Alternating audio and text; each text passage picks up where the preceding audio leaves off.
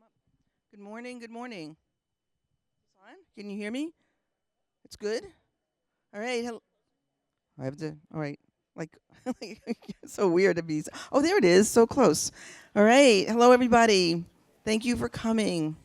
Really appreciate it in this mucky weather. I am Nora Surik. I'm the president of the Health Foundation for Western and Central New York, and it is my pleasure to welcome you to today's session. I'm really looking forward to this. So in a moment, I'll be introducing our MC, who probably needs no introduction.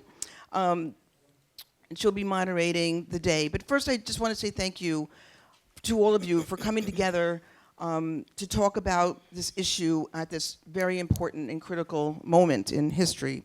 We all know why we're here today. The federal government is on the precipice of instituting sweeping changes to Medicaid eligibility in the program's history. And these changes, we know, are going to ripple across the community, impact a lot of people who are in need of healthcare access. And of course, it's going to impact our nonprofit sectors too, who provide these services and rely on the Medicaid funding. The Health Foundation cares about this issue because we know that the ability to access healthcare is an essential component for achieving good health and to helping a community thrive. We also know that Medicaid is a core part of our health and social care systems. These drastic changes in Medicaid are going to put hundreds of thousands of Western New Yorkers across the state at risk and also impact the organizations that serve them. And that's why I am so grateful that to be part of this conversation with all of you really smart people, so that we can talk about what we know, what we don't know, and perhaps come up together with solutions. But we know that this is the beginning. There's a lot that we don't know. And we look forward to being able to work with you to really figure out how do we communicate this, how do we help this population, and how do we help the nonprofit sector really thrive in these troubled times. So together we'll begin to develop the plans and the solutions that will help more people to keep their life-saving coverage. So I want to thank our moderator, and the Health Foundation's long-time partner, Dr. Marie Cannon, who brought all of us together today. Can't do anything without fabulous partners. I also want to thank our esteemed panel. Thank each of you for taking the time to come here today to give us your insight and your wisdom and help us work this through. So, now it's my pleasure to hand this over to Dr. Marie Cannon, the president of the Community Action Organization of Western New York, and she's going to start this important conversation for this morning. Thank you all. Thank you, Marie. Good morning. So as Nora said, I am Marie Cannon, President and CEO for Community Action Organization of Western New York. So on behalf of CAO, we want to welcome and thank each of you for being here today. Your presence reflects something very important, that our community understands the seriousness of the challenges ahead and is willing to come together to address them collaboratively. We want to thank the Health Foundation of Western and Central New York for their partnership on this and their amazing team, Carrie Warren Jones, who have been helping to lead this, and then our other partner, Steve Bell of Steve Bell Communications. It is this team that have put this together. And so I will tell you where this was born. This was really born out of a conversation. I was having a conversation with Nora, and I was telling her about the work that we were doing at CAO of putting together a coordinated crisis response. Initially, it was to the SNAP. You remember that when 144,000 people might have been cut off of SNAP. And so we had been gathering the community together, and we were meeting regularly. About 60 folks are getting on a call, and we were just trying to think about how do we do a coordinated response. But my biggest purpose really was, how do we develop a system of a coordinated emergency response so that we can really activate community immediately? And so we were working on that, and I was just having a conversation with Nora. And then what I said at one of the meetings is that SNAP is one crisis. there will be other crises. We know that in the environment that we're in. And so we really were looking at a system. And Dr. Ansari was on one of the calls, and she said, we have to think about the next crisis is Medicaid. And so this is what you see today was born out of that work over the last couple months that we have been meeting, but really trying to develop the system of a coordinated crisis response for our community. And it is really getting community members and faith-based organizations and the community to have a system in place so that we can activate quickly. So that's what this is today. It really is saying that the discussion today is not theoretical. It is deeply personal for hundreds of thousands of individuals and families across Western New York. And that the changes, and we'll have our Commissioner of Social Service, Erie County Social Services, talk about that, but we're looking at more than 250,000 people in our region at risk of losing coverage. Those affected are our neighbors, our seniors, individuals living with disabilities, working families, people managing chronic illness, and individuals seeking mental health and addiction services. The consequences of coverage loss will extend far beyond individual households. It is our hospitals, our community health centers, behavioral health providers, developmental disability agencies, nonprofits, faith-based organizational, educational institutions, and safety net providers throughout our region will feel the impact. At CAO, we understand that poverty and instability are rarely isolated issues. Healthcare access, housing, employment, food security, transportation, education, and mental wellness are interconnected. When one system is weakened, every other system feels the impact of that. That is why this gathering is important today. Our goal today is not simply to discuss the problem. Our goal is to begin coordinated solutions. Through this panel discussion, audience engagement, and small group conversations, we hope to create a shared understanding of what is coming and identify strategies for advocacy, outreach, communication, enrollment support, and community engagement that will help keep people connected to critical care and services.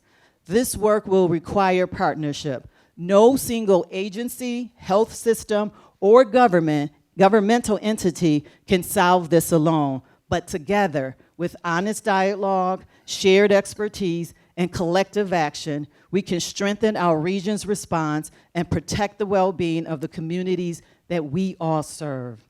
So we want to say thank you again for joining us, for your leadership, and we also want to make sure that we thank BTPM for their generous hosting of this, and again, the Health Foundation for their support of this, and then to our esteemed panelists for being part of this, and then every single volunteer. Those are facilitators and have been cutting the paper that's in front of you. Whatever you have done to make this a success, we want to say thank you. So now, it is my privilege to begin today's panel discussion. Oh, I'm sorry, I almost said amen. So each of the leaders represent organizations that work every day on the front lines of healthcare, human services, disability services, and behavioral health and community support. Their perspectives will help us better understand both the human and systemic impact of the Medicaid changes that are approaching. So an introduction of our panelists, we have Karen Wright-Bickey. She is the Commissioner of Erie County Department of Social Services. Thank you for being here. Next to her is Renee Phillip, President and CEO of Aspire of Western New York. And next to her is Dr. Levon Ansari, Chief Executive Officer for Community Health Center of Buffalo. Michael Peace, Chief Executive Officer, the Chautauqua Center. So let's give them a hand.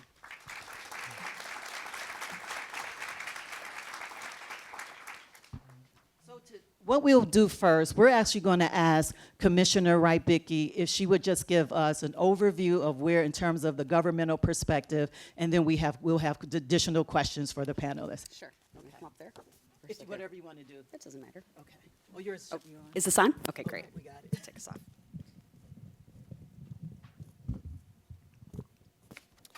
Good morning, everybody. First, I just want to thank Dr. Cannon and the Health Foundation for inviting me to be part of this panel and share information on this important topic. I just want to be clear that the information that I'm going to share is based on research my team and I have done on the HR1 impacts. To date, the Erie County Department of Social Services has received no official guidance documents from the New York State Department of Health, which is a little troubling given the extent of the upcoming changes. The population of folks that we serve at DSS are the aged, which would be folks that are over the age of 65, and the disabled population. So my staff manages approximately 60,000 cases in Erie County. That's about 62,000 individuals. So our department is really only handling about a third of all active Medicaid cases in Erie County. And to be honest, the population that we serve, we believe will be least impacted by all of these upcoming changes.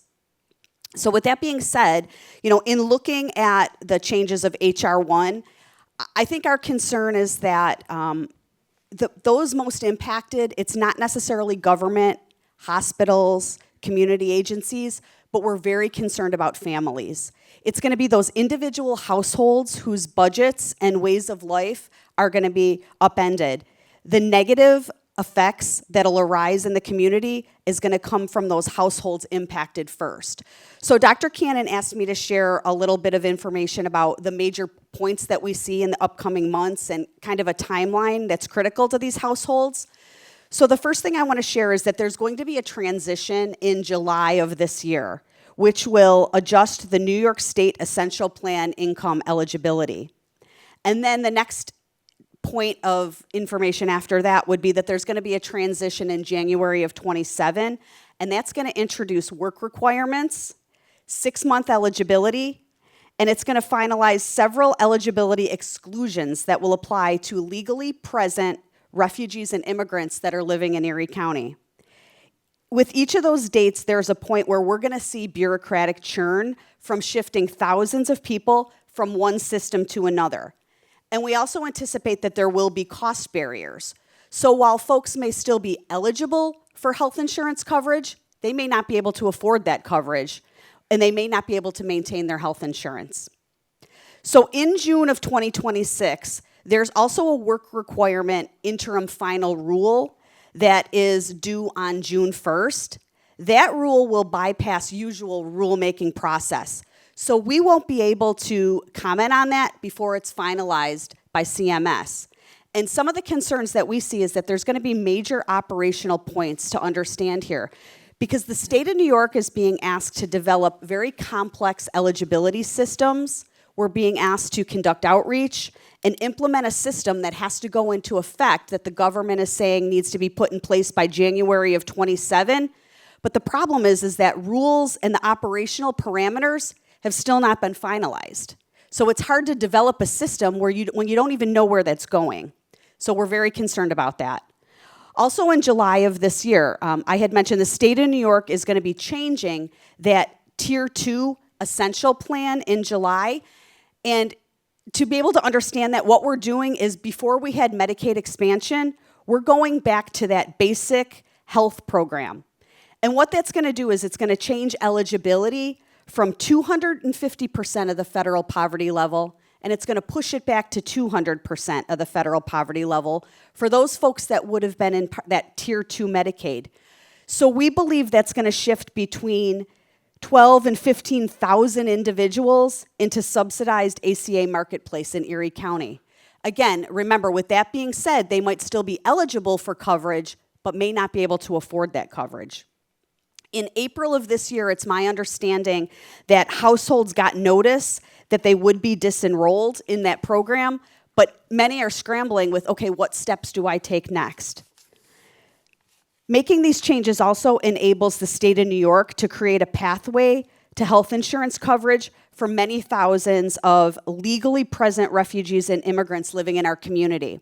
So to the credit of New York State, I will say that they are trying to find a way to make some of those folks eligible for continued insurance. So if we were in the state of Florida, you would see many legally present immigrants that are just going to be knocked out and would have to go to direct pay for Medicaid.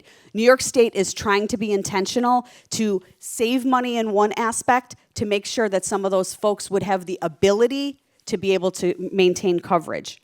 We believe there's about 4,000 immigrants within this Erie County that would be impacted by that change. Also, citizens. Citizens with incomes between 200% and 250% will be moved out of that essential plan into the subsidized ACA market plans in July of 26. So again, they will be able to remain their coverage if they can continue to afford it. Legally present immigrants and refugees will be excluded by H.R. 1 with income levels below 200%. But they could automatically transition in July 26 to maintain coverage if they can afford to pay. So just to put that into perspective, when I'm talking about 200% of the federal poverty level, that income for a single individual would be about $31,920. For a family of four, it's $66,000. If we bumping it up to that 250, it's $82,000 for a family of four, $39,000. So those households that fall between those are going to be the ones that are most impacted by these upcoming changes.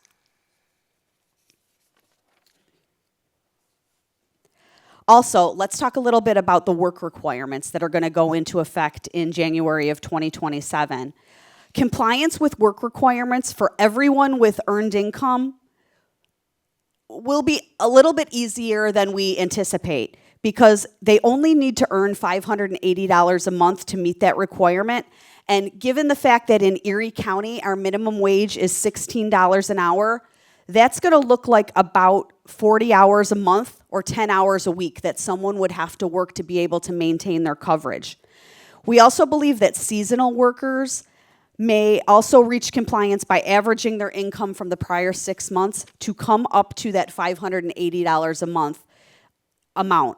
And again, that's based on federal minimum wage that is being looked at when these amounts are being calculated. Other things to consider is that we believe there will be exemptions for individuals that are under the age of 19 or over the age of 65, individuals that are disabled or medically frail, women that are pregnant, our former foster care youth between the ages of 18 and 26, veterans with total disability, inmates in public institutions, and then our TANF work requirements for SNAP ABOD. We're going to continue to look at that. Substance abuse programs, we believe there will be some exemptions for, and then counties with unemployment rates above 8%. So considering all of those potential exemptions, we're very hopeful that while the impact will still be great and will impact individuals, families, households, it may not be as great as we initially thought. But again, we still don't have that actual information in a document that's been given to us. We're also concerned that citizens with incomes below that 138% federal poverty level in that Tier 1 Medicaid will need to comply with work requirements and then recertify every 6 months. So again, for folks that work in county government, for individuals that may have to process all of this paperwork, we believe that that's what's going to also become more of a nightmare for folks because it's the volume and the churn of applications. So while households might submit their applications timely, if you don't have the staff to be able to get those applications processed timely, we're very concerned about lapses in coverage. We don't want to see folks that are going to the doctor, going to the emergency room, and they get there and they're told you don't have coverage. And you don't have coverage because your application hasn't been processed timely. So it's a challenge for us now at the county to be able to process applications once a year.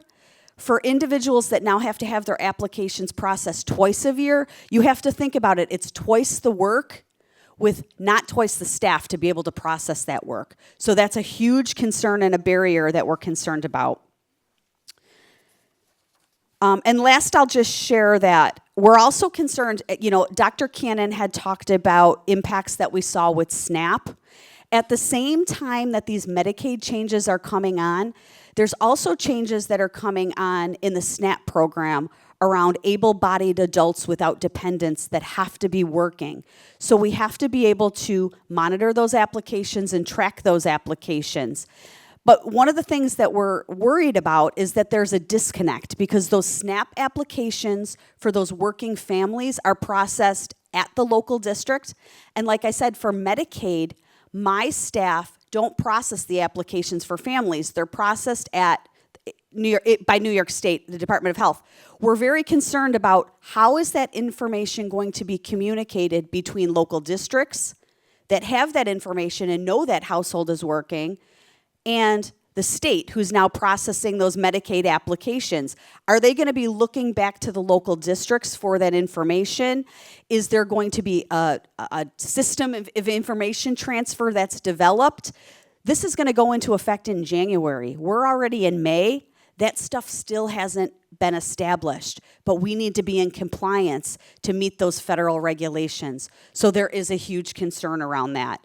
I think there's also has to be a huge concern for our mental health providers out in the community, our veteran affairs community, correctional facilities, and our primary health care providers to be able to maintain that information and to be able to get that information to ensure that households that are otherwise eligible can maintain their coverage.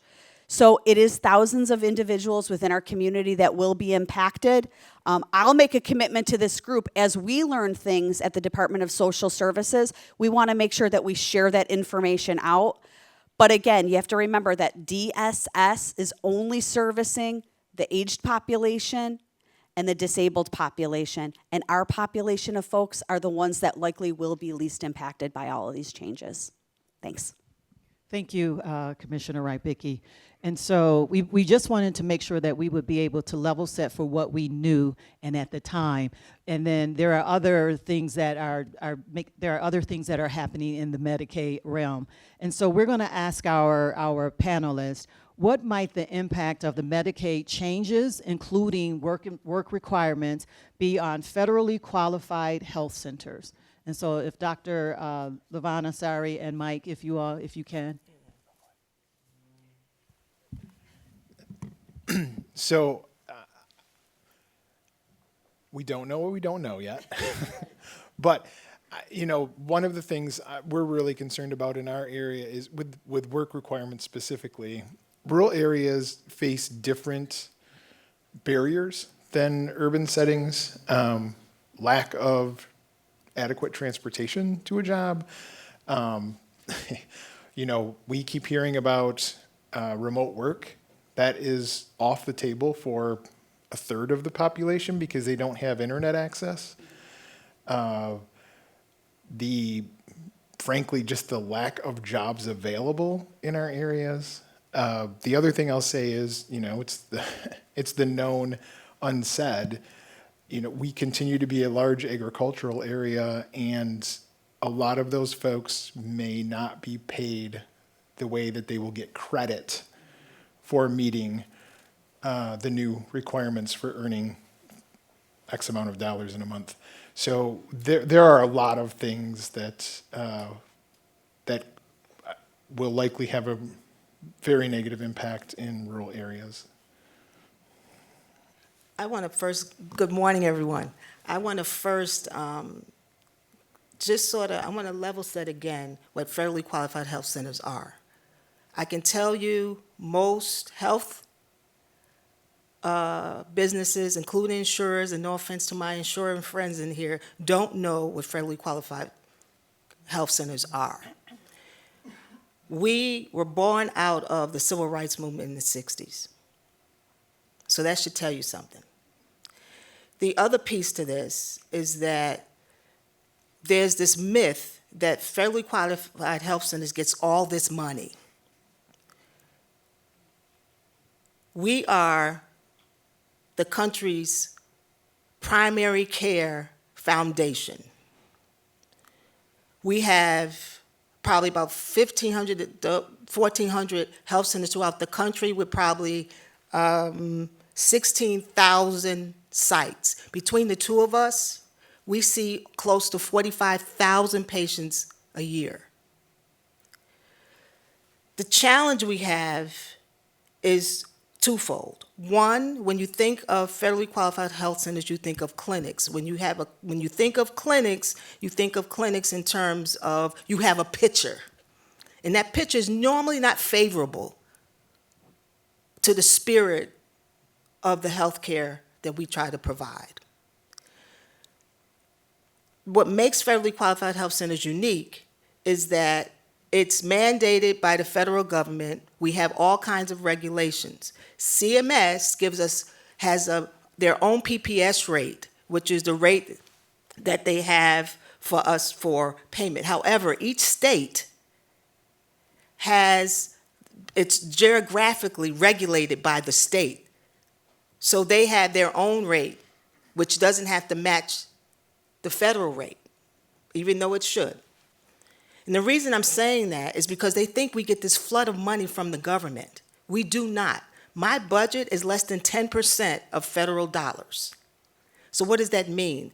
We are a business like every other healthcare business. And we happen to be the closest to hospital systems because we're comprehensive. We have to have adult medicine, pediatrics, dental, behavioral health, pharmacy. So the payments we get, all the services are not paid the same either. So for every service that we provide, if we have one provider that does primary care, that's all you're doing is primary care. As a health center, we are mandated by law to have comprehensive services so that $1 goes across 5 services, right? Even though each service gets paid differently. So if I see an adult, I might get $100. If I see a peds, I might have $50. See how that works? So we're a business. We're also an economic engine for the communities. We employ people. I have 150 people that I service. How many you have? 320. Okay. You see that? We have about 500 employees. But we're treated as if we are just for underserved people. The people that are losing their jobs today who are professionals may have to come to a health center. What we have now is that we have a sliding fee that we have to see you by law regardless of your ability to pay. So when these Medicaid, let me just also say this, that there's not one healthcare industry from commercial insurers to whoever else, corporation, that actually provide healthcare services, the Medicaid, their government is the biggest insurer. That's why we're here today. Because there's not one insurance company not getting Medicaid dollars for Medicaid products. So we need to really understand and how to teach our communities how insurances work. That's a critical piece. Because every insurance, every Medicaid is not the same amount of money. We were just talking about the essential plan. Nobody knows what that means. They don't even know what they have. We don't know. You know how many people we teach every day how insurances go? And there's about 50 products under one insurer, right? So when you're looking at providing services, we also have to understand how we see the people. Because I can't tell you how many times people think we're a clinic. And again, when you hear clinic, you get a picture. When you hear health center, you get another picture. So we're challenged every single day. This ain't the first time. Every year, no matter who the president is or who's in office, we fight for the soul and the service of these communities. So now, the history was in the 60s when we didn't have any Medicaid, Medicare for these health centers. We're going back to where we were. And how did we get out of that? We mobilized. educate the community. So I'm very passionate because I see people every single day, all of us, that come to us too late. They too late. And then we're in a crisis mode, and then expenses go out of control. But just think in terms of the system, the health insurance system now is looking at total cost of care. So when they're looking at changing the system, it's total cost of care. So if you go to a cardiologist, primary care, specialties, it's total cost of care. It's not just primary care. We get in trouble for it, we're responsible, but it's not just primary care. You can't get to a specialist without primary care. So the impact that this will have is already having, for lack of a better term. And just so you also know, I can tell you probably none of you know they turned off Medicare probably a few months ago for 24 hours off. I don't know how many of you know Medicare, they turned off. So there was, how we got it back on is because people in rural America started screaming.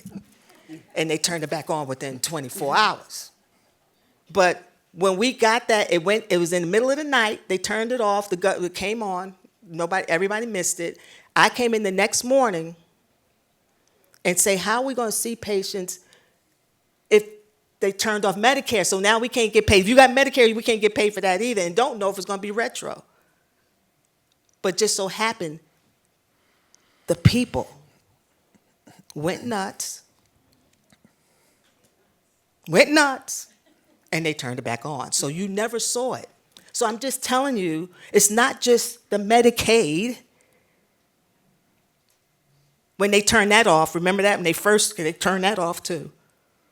And Medicare, the government is the biggest insurer.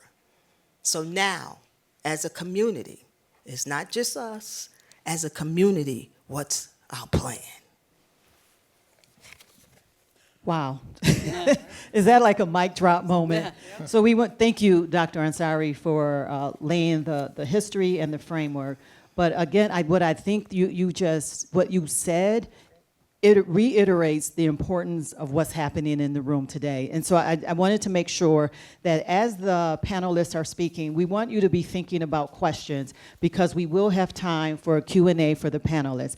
And then the other part is because we said this was not just a conversation, and what you said, Dr. Ansari, like what made the difference that people mobilized, is that this is part of the beginning of this particular mobilization. And I know that we want to make sure that we honor all the other work that has been done. We've met with other advocates who have been doing the work around Medicaid. We were just saying in our community that we have to make sure that we're coming together and thinking about some of the solutions. So when we get to the later part of the day, we're going to be asking you all a ton of questions, but it really is around what are our next steps? How do we ensure that community is well informed? What can we do around advocacy? How do we reach the folks who are going to be impacted? Because a lot of times the impact happens and people or the changes are coming and the regular person doesn't know what that means. So thank you for that. And then I would ask Renee, if you would because as a not-for-profit, what your perspective on that kind of same question, the changes and including work requirements, if you like. Sure. So thank you and good morning. And I'm most excited about the tabletop work, really, because that's where the action happens, right? So, and I'm honored to be here. Just full disclosure, not only am I the president and CEO of Aspire, but I happen to be the mom of a 24-year-old son with blonde hair, blue eyes, and who has Down syndrome.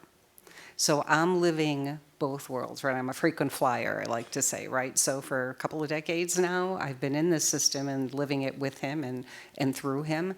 But as the CEO, there are some significant concerns as it relates to the HR1 and the impacts that would be coming. Specifically, I'll talk to the agency first. So the majority of the non-for-profit IDD providers in our state receive most of their funding, close to 80–90% of their funding through Medicaid. We know that the governor has told our respective commissioners who are our regulatory oversights that this year they should be looking for efficiencies without layoffs. We don't know what's going to be happening next year. As it relates to the requirements for reporting twice a year, effective January 1st, as the commissioner indicated. It's difficult now for a family and an agency to support getting the process and the paperwork established and pushed through to get that approval. We occasionally already are seeing denials, and we don't know what's happening with CMS, that we're getting some denials. In 1 month, we had 8 denials. It was very surprising.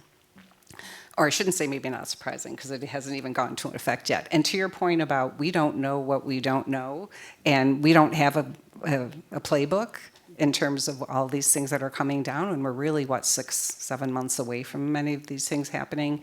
It's trying to plan on quicksand, right? So for this year, my CFO, I've told her, let's be very conservative on what we're doing and look forward for that.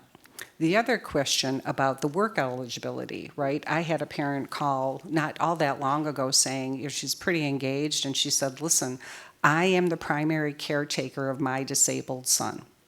He lives at home with me. I am on Medicaid. I don't know what I'm going to be able to do with my son if I'm required to work. So where does that safety net come in?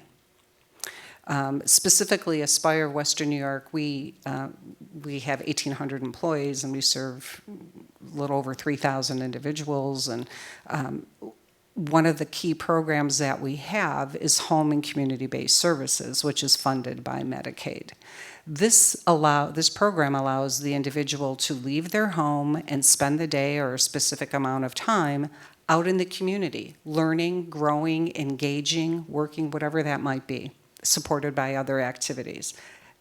We don't have a word on how that's going to be impacted. And I just want to pull out my little cheat sheet here, if you don't mind. So it's like back to college days. Across the country, we know, and I just pulled this information from one of our lobbyists. IDD providers are across the state this year. 29% of them are closing their home and community-based services. That's 29%. Those individuals served by those 29% of agencies closing, the home and community-based services are going to be at home, significantly impacting the quality of life. Additionally, 56% of those home and community-based services across the country are the only support and provider of IDD services in their geographic area. And so what does that look like? And again, we're kind of flying blind because we don't have any guidance. We don't know the Medicaid cuts. We've heard varying numbers from different government organizations about it's an $8 billion cut to New York State. It's going to be more than that. We don't know. And we don't know as an agency, and some of my colleagues are out here, so thank you for supporting this conversation, that we don't have a clear understanding of if that impact goes through, HR1 passes, and is actually enacted, I should say. We don't have a clear understanding of what that means to us, right? So we're a match. New York matches its funds with Medicaid. We don't know what the governor is going to tell our respective commissioners and oversight and regulatory agencies what we're going to have to cut or what impact we're going to have to cut. We don't know if it's going to be programmatic. We don't know if it's going to be just a baseline number. We just don't know, and nobody seems to know. And that's the most frustrating piece, and that's why I'm so excited to be out there working with you in a little while, because we need to take the reins and solve for our own problem. And I'm always pushing innovation in our agency. So that's kind of a highlight of some of the things that we do. But I have regular conversations with parents panicking, right? Like, what am I going to do with my son? There's some waiting lists to get into programs and group homes and all the struggles that I'm sure, some of you are, especially I'm sure the commissioner is very, very aware of. And how do we solve for that? And the real perplexing piece of all of this, for me anyway, is that if they're cutting Medicaid and we're looking at how we create a sustainable outcome to support the people with IDD, does that take away from our compliance and oversight to make sure we're compliant with Medicaid, right? Because you're hearing Medicaid fraud. I personally, I'm taking this a little personally, because it's all this huge, there's Medicaid fraud, and we're just going to axe budgets, right, and or axe funding, or mitigate the ability to do things. Well, part of, I think, the solution is to be strategic in how we look at these funding. I'm going to say it, there's fraud everywhere, right? It's just part of life. But to be much more thoughtful and and not punitive to the agencies that are doing their best with the minimal amount of resources that they can muster. So that's kind of my general overview on what's going on. Thank you very much. Are there any other panelists that would like to add just to the conversation of the impact overall? Mike, you look like you want to. So, yeah, so look, everybody's brought up some really good points, and I just want to kind of maybe push them a little bit further. And again, we don't know what we don't know. My concern is, as a healthcare provider, there was a report that came out, if these cuts go into place, how it's going to affect hospital systems. There's a list of likely hospitals to close, some of them in our area. If those things start to happen, it doesn't only impact the folks that are coming off of Medicaid, it affects the whole community.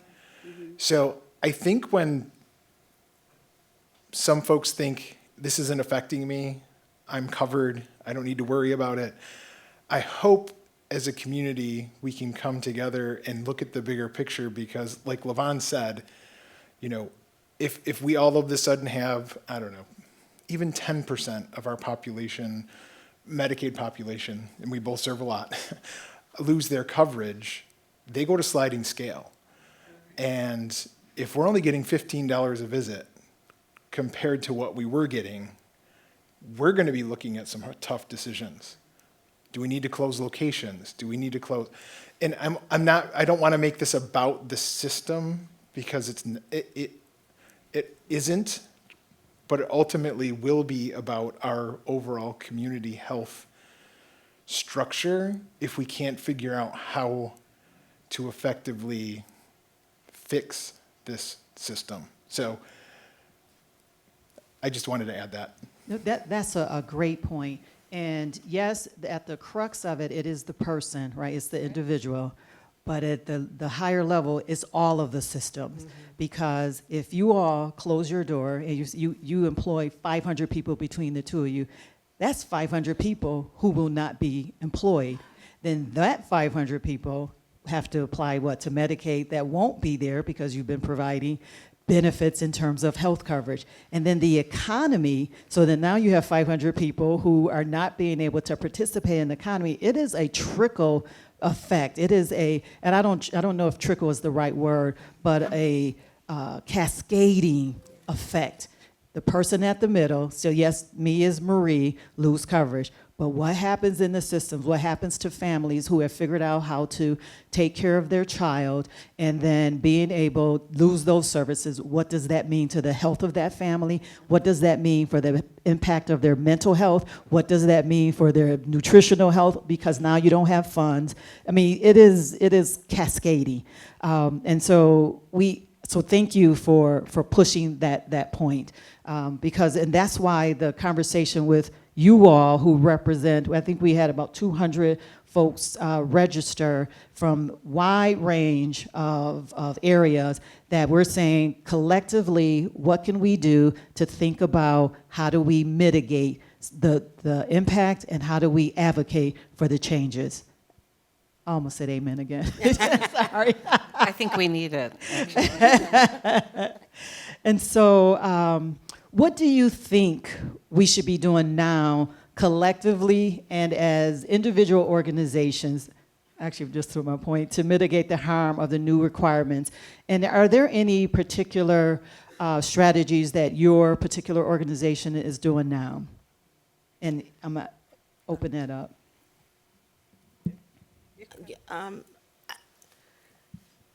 People that know me personally know I think out the box.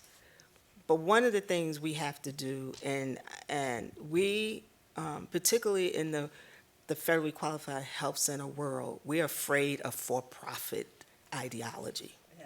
We have to start thinking of different financial models because the wealth gap is getting bigger and bigger, right? So I will tell you personally, the tables I'm sitting at, I just had an aha moment yesterday. I'm sitting in rooms with ultra rich to the ultra poor. Mm-hmm. And none of us meet in the middle. So it gave me an aha moment to say, you know what? I'm in this space in the middle. How do I connect the ultra rich with the ultra need? And it dawned on me, we need different financial models. Our ideology, I'm telling you, because we think we work with people that are poor, it has nothing to do with poor. It has to do with our humanity. The goal is to be in these rooms and have non-traditional partnerships so that we bring a consciousness. And oh, by the way, because when I go in these rooms, I don't talk about money. Because we already know you have money. I don't need to talk about money. I need to talk about your moral compass. And how do I get to what your passion is? So I just had a conversation of someone that has the passion to want to get down to the community because he's here, he's not here, and say, my passion is to be mentors to others and to those that are underserved. I said, I can do that for you. He said, in the other way, he said, but I can help you get whatever operations you want to do. So while we know the situation we're in, we have to come up with creative ways to partner to get financial models. Because Google, Amazon, they all got their own health systems. And we all get Amazon. How do we get to those tables so we understand how they play and how we need to do their best practices, and they give us and we give them our moral compass? That's just. Thank you. Yeah, I was going to say very much, echo your comments, is that part of our strategic plan is actively based on innovation and thinking outside of the box. So we have very thoughtfully talked about sustainability plus innovation equals growth, right? So what can we do thinking outside of the box, looking at different types of partnerships, people in the community, and yes, we are a non-for-profit, but yeah, we can earn money and we can grow. and we can connect, right? People with intellectual disabilities provide great assets and great resources to the community. They're community members. They're our neighbors, our family, our friends. We are looking at creating hubs of geographic locations in Western New York where the community comes together. So when you say, oh, that's an Aspire location, yeah, it's an Aspire location, but it's not just where people with IDD go. It's where the community goes, and there are people with IDD there, right? They're people first. It's unfortunate that we have all these acronyms and names for people, but they're really just our family, friends, and neighbors. And I think when we're trying to do that as an agency, we're looking at the larger picture of how we sustain the community, right? And how, what do they say? The tide comes in, all boats rise, right? So I think that's one of the perspectives that we're doing it. And we actively track it on a quarterly basis of exactly what we're doing, how we're doing. We learn from the mistakes and failures. We bounce back. We constructively abandon what we might have thought was a great idea at one point. But we're always, I'm asking my team, and they remind me that the filter needs to be through innovation and sustainability, and then that'll get us to where we need to be, hopefully, in the future. I'll just add to, you heard me say earlier that the Department of Social Services only handles about 1/3 of the Medicaid cases, which is true, and a lot of these changes won't directly impact the population of Medicaid clients that we serve. But these changes also have a looming effect on the community as a whole. So I think about, and what's most concerning to me is about the families that are out in our community. If they lose their Medicaid coverage, let's say they have a sick child, and now they have to determine, am I gonna pay my rent, or am I gonna take the money that I have to buy food, to get the prescriptions that I need for my kiddos? That is going to have an impact on the Department of Social Services, because if those families don't pay their rent and they get evicted, now they're going to show up at our doors for homeless services.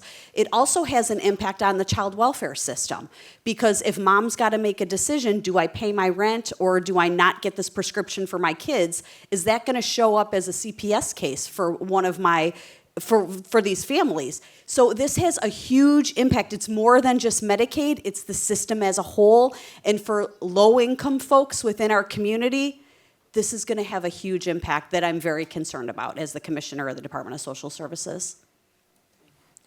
Yeah, I would just add very briefly, I think we have to get uncomfortable in the way that we work with each other. There's a lot of history between organizations that don't necessarily have a positive relationship, but I think the only way we help the people who are going to need help, and in doing so help our own organizations, is if we take those walls down and we can actually focus on the topic, which is making sure people are insured, making sure they have healthcare coverage, making sure they have access to the services that they need. Hopefully this doesn't offend anybody. I think it's what 1115 is supposed to be. And I'm not implying we're not heading in that direction, but we need to get there a lot faster. And we need to be very vulnerable, and we need to own maybe we aren't the best person to do X, and this organization who's been doing it for 20 years is the group I should be partnering with to help do this. The ideas need to come from all of us, but I guess it's finding the right fit. Thank you for that. Go And ahead. if I just may add, also thinking outside of the non-for-profit area, right? These public-private partnerships, right? These situations where we might partner with someone completely out of our lane, but there might be some beneficial or mutual outcome for both of us. So to think differently about that, I can't tell you how important my IDD colleagues are in the community, but we've got to, think again outside of the box, and there might be a business that could help support what we're trying to do individually as an agency or as the non-for-profit community. Yes, thank you very much for that. And so what do you all think will be necessary to effectively reach enrollees, the community, about the changes? I'll say it's historically for us, so we have eligibility assistance folks who help people get insured. For us, it's already, before these changes, has been difficult.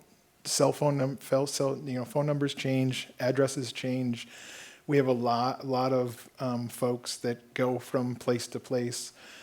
I think for us, the way we've been looking at it and talking about it internally is the same thing we've already been doing, making sure that when a patient is in, we're addressing everything with them at that moment, because we just don't know when we're going to be able to touch them again.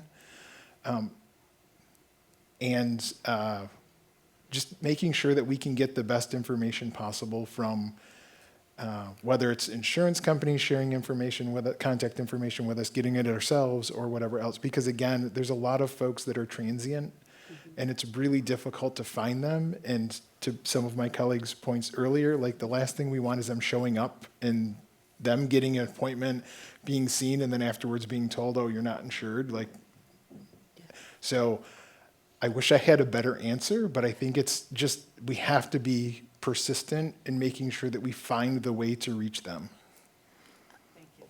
We need to launch a coordinated public awareness campaign. We already got the model. When politicians do it all the time, they have all campaigns. We got a model. That's the model we need to use to get to our community. And by the way, we can't go into communities that don't know you. A lot of times we talk about communities, but we don't know what does that mean. We have to define that so that when we're having a public awareness launch and we want to, and be intentional about what we want them to do.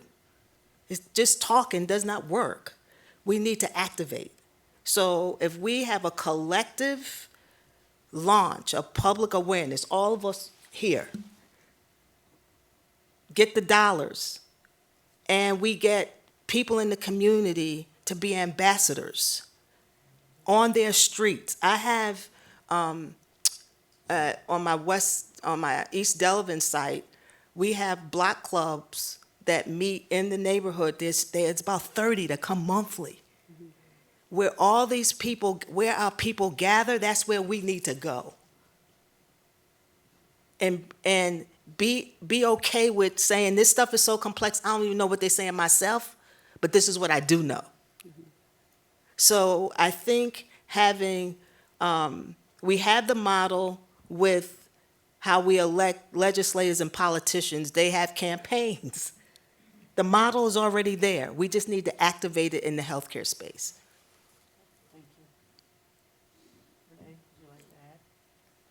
Well, I think communication is key, right? In managing expectations, right? So I would rather over-communicate and say more to come, but this is what we know at the current time. This is our current state. But and again, different modalities and different ways of reaching, right? Are there parent groups? Are there self-advocacy groups? Are there local geographic areas where we can share this information?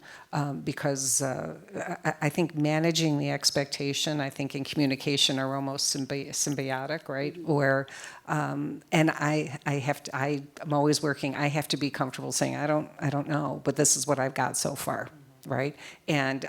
But one thing I do know is I can promise you I will tell you or communicate with you as soon as I know. And I think that's something that is helpful, because really there's no playbook right now. So, yeah. Yes, I love, Mike? Yeah, no, the only other thing I wanted to add, and Levon touched on it a little bit, I think it has to be a trusted voice. Mm-hmm. Yeah. Having random people reach out to folks is, getting a letter from the state saying you're going to be disenrolled doesn't mean much to them. Yeah. They are used to coming to the folks who help them. And I think that trusted voice is going to be critical in making sure the door doesn't get shut and remains open. Absolutely. Any other comments? I want to just make sure I'm giving you all space. Okay. Yes, and so when we think about that in terms of a collective, I love the public service announcement, right?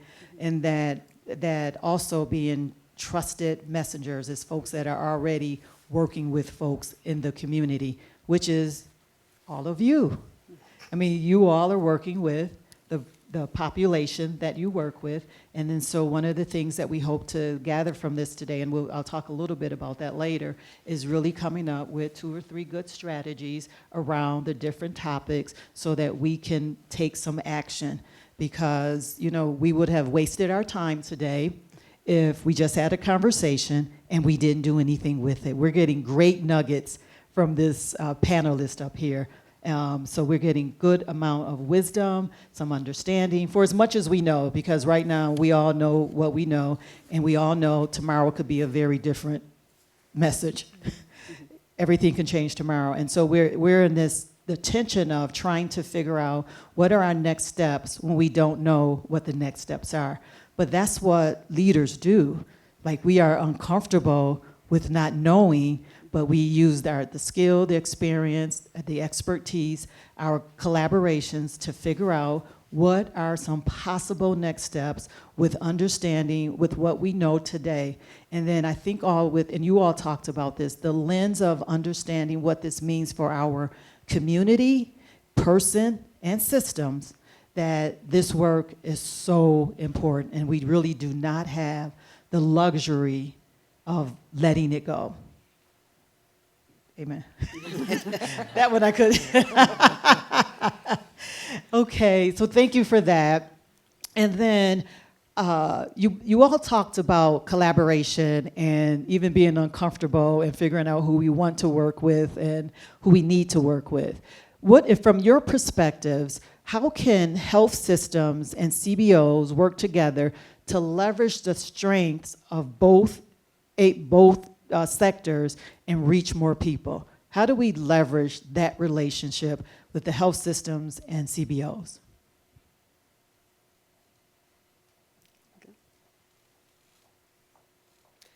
Well, okay, I'm just going to go out here.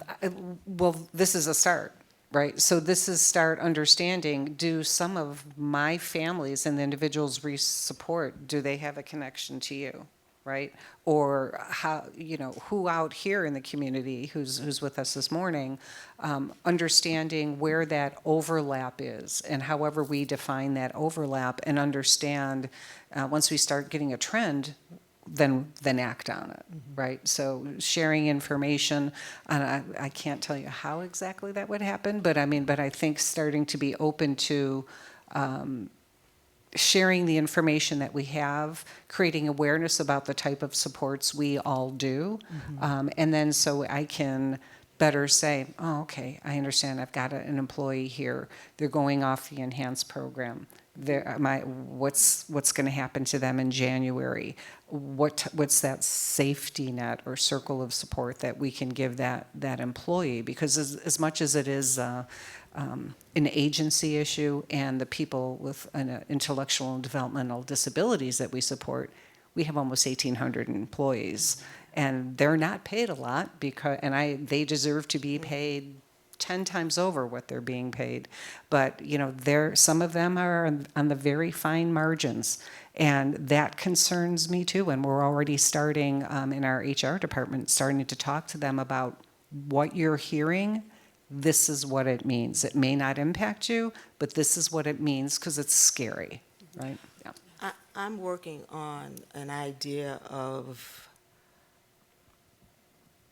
going into the community and putting networks around them. We have to re-engineer. Right now, we're talking within our own system. We're in the system going out there. We need, where we live, and I can just say, because I'm out there, where we live, say with the block clubs that are meeting in my building, right? There's 30 neighbors. We need to go and say to them, what do you need? How can we help? Then we build the network around them. So if I need Erie County, if I need disabilities, we got each other and we send what we have out to them. So we have to reverse engineer how we think, because we're thinking in terms of collaborating amongst ourselves, but the collaboration comes from the need of the community telling us what they need, right? And the reason I say that is because I'll just be honest, no chaser. I'm probably one of the few African American healthcare leaders in Western New York. I do not have the luxury of just going home at 5 o'clock.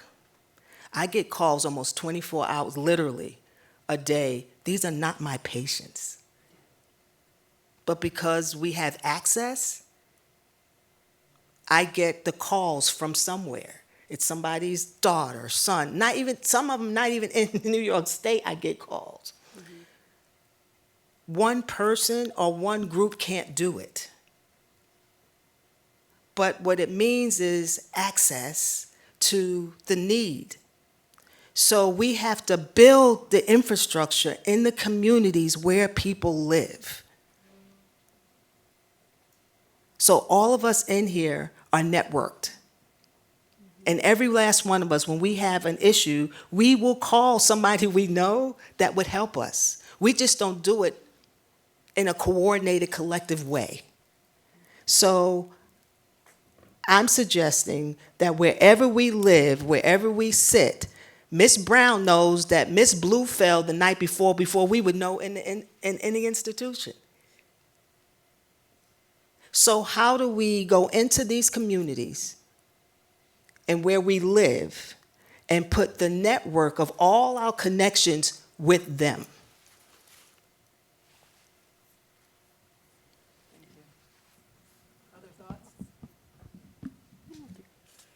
So I think one of the difficult things, and this is unique to each community most likely, is, I know I said we don't know what we don't know, but in this instance, I mean, what are the assets available in our communities? I certainly don't know, and I've lived in Chautauqua County a long time, I don't know all of the organizations out there that work with people on Medicaid. So until we can get a good, accurate picture, I don't know how we can pull everybody together, but I think that becomes, to Levon's point, a very community-based project, down to most likely like certain sections of a city or a town or whatever else. But I think I've been part of this previously at my prior job many years ago, where we brought together folks who provided some type of diabetes care, and I'm not exaggerating, there were probably half of them I didn't even know existed.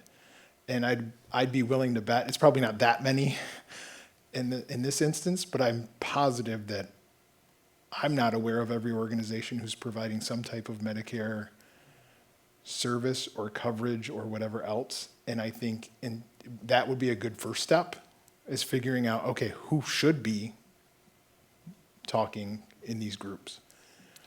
Let me also add, too, I want to talk a little bit about research, right? Because research, because we are blessed to have wonderful universities, great hospital systems with great research. I happen to be probably one of less than 1% of FQHCs in the country that has their own IRB, Institute of Review Research. Why is that important? Because research is what gives credibility. I can't tell you how many groups, corporations come to the health center because they need people of color in their research. I guard it with my life, literally, because the research, taking the DNA from my community, they get paid trillions over years. My community gets nothing back. We don't even see the research. So recently, I had a company come, because one of my friends now works there, and they do genetic testing on autism. They have a test for neuro disease epilepsy and autism, to name a few. And they can't get us folks of color, children, in the study. And I said, this is wonderful. We diagnose every day. I said, however, giving me a tool with more accuracy, with no services, genetic counseling, or treatment does not help. So going back to how else do we communicate? The power is in the data of the people that we serve. And so I just said, I'm building a service model. I said to them, I don't have a problem. I think it's excellent that you're coming with this tool. I said, however, how do I share these services with the community? How do they get monies after what you make back into the community?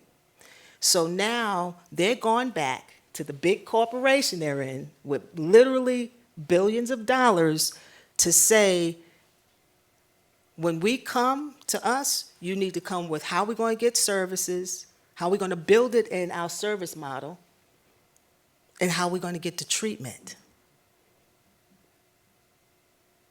So not only do we go to when they come to us, we have to have a business model in our heads of how these services are going to complement our community, but also share the dollars back into the community.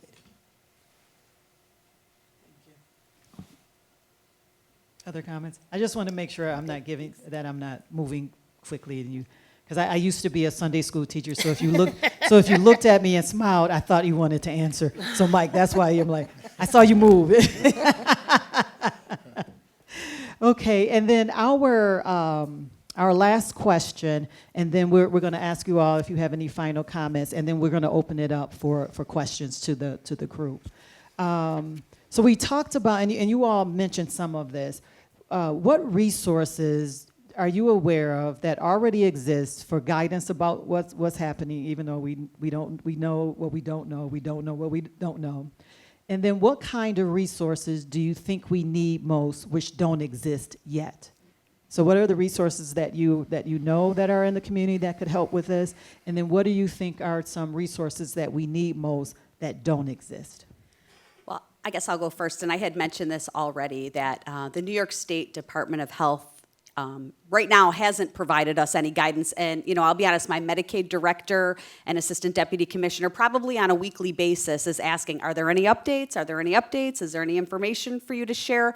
When we have that information, I am happy to share that out, to the group and make sure that everyone's aware. From a Department of Social Services perspective, we do utilize our social media networks to get information out, our websites to get information out.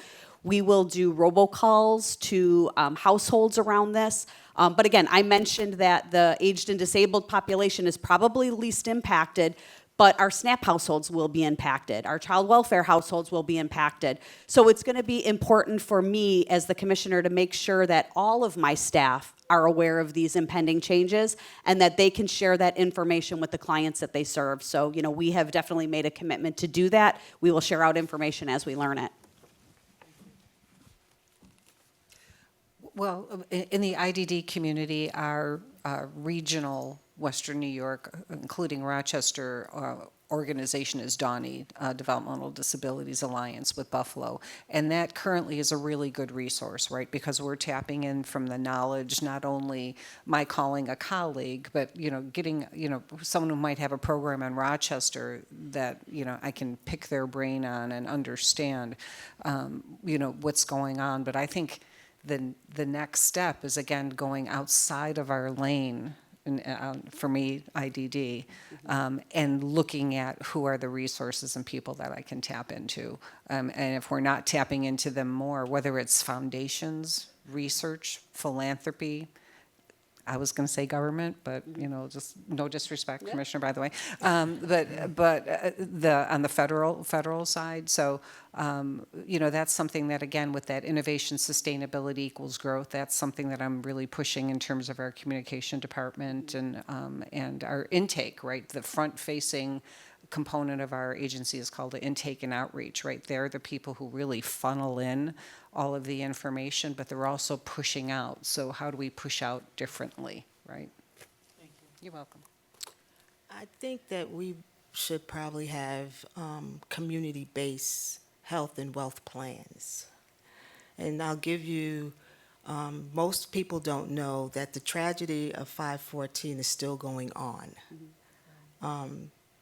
I'm very active in it. The federal death penalty jurors will be chosen in another couple of months.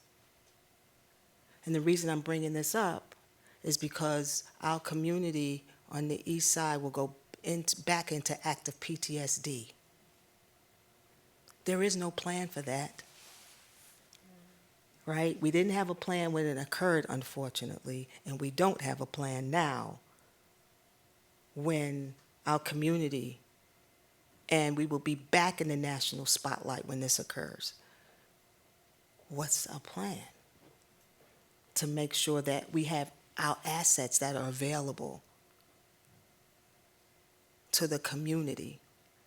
Because somehow people think that if they live in a different zip code, that they're not impacted.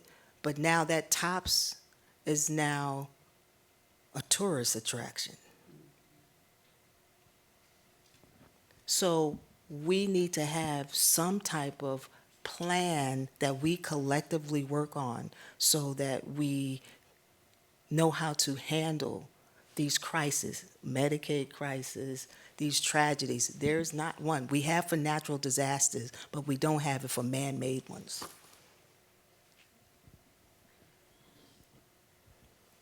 You know, you looked at me and smiled. You're good? I'm good. Okay. And so the last question is that I'm actually just going to ask you all if you have any final thoughts on any other topics, just final thoughts to share with us. And we'll start with Commissioner and just go down the line. No, I think just as a final thought, it's important for us as a group, as a community, to share information with one another as we learn it, and just ensuring that we're sharing accurate information and that the folks that are going to be most impacted by these changes are provided with appropriate guidance and support around the changes that are coming, because they are frankly scary. I think this is what it is that we're doing right here, is because so often we get caught up in the day-to-day of our individual work, right, which takes us into, the over the 5-hour clock, leaving at the end of your day, and taking a pause to really take ownership of the situation and be proactive and solution oriented to say, this is how we're going to do it, this is how we're going to measure it, this is how we're going to communicate it. I think because sometimes it feels like it's coming at us with a fire hose, right? Like, I just don't know, or what are we going to do?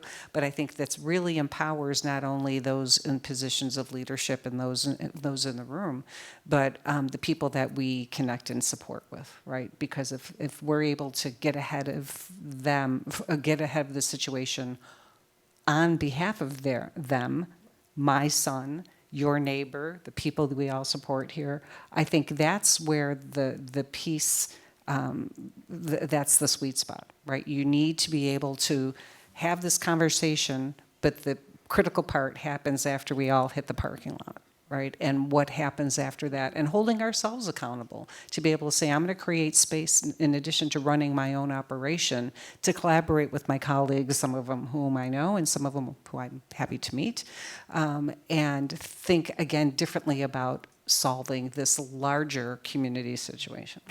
Thank you. I always think that we're competing for all that is good. And I always think in abundance. Because when you think in abundance, you're able to look at all the assets and be creative with what we have so that we can get more.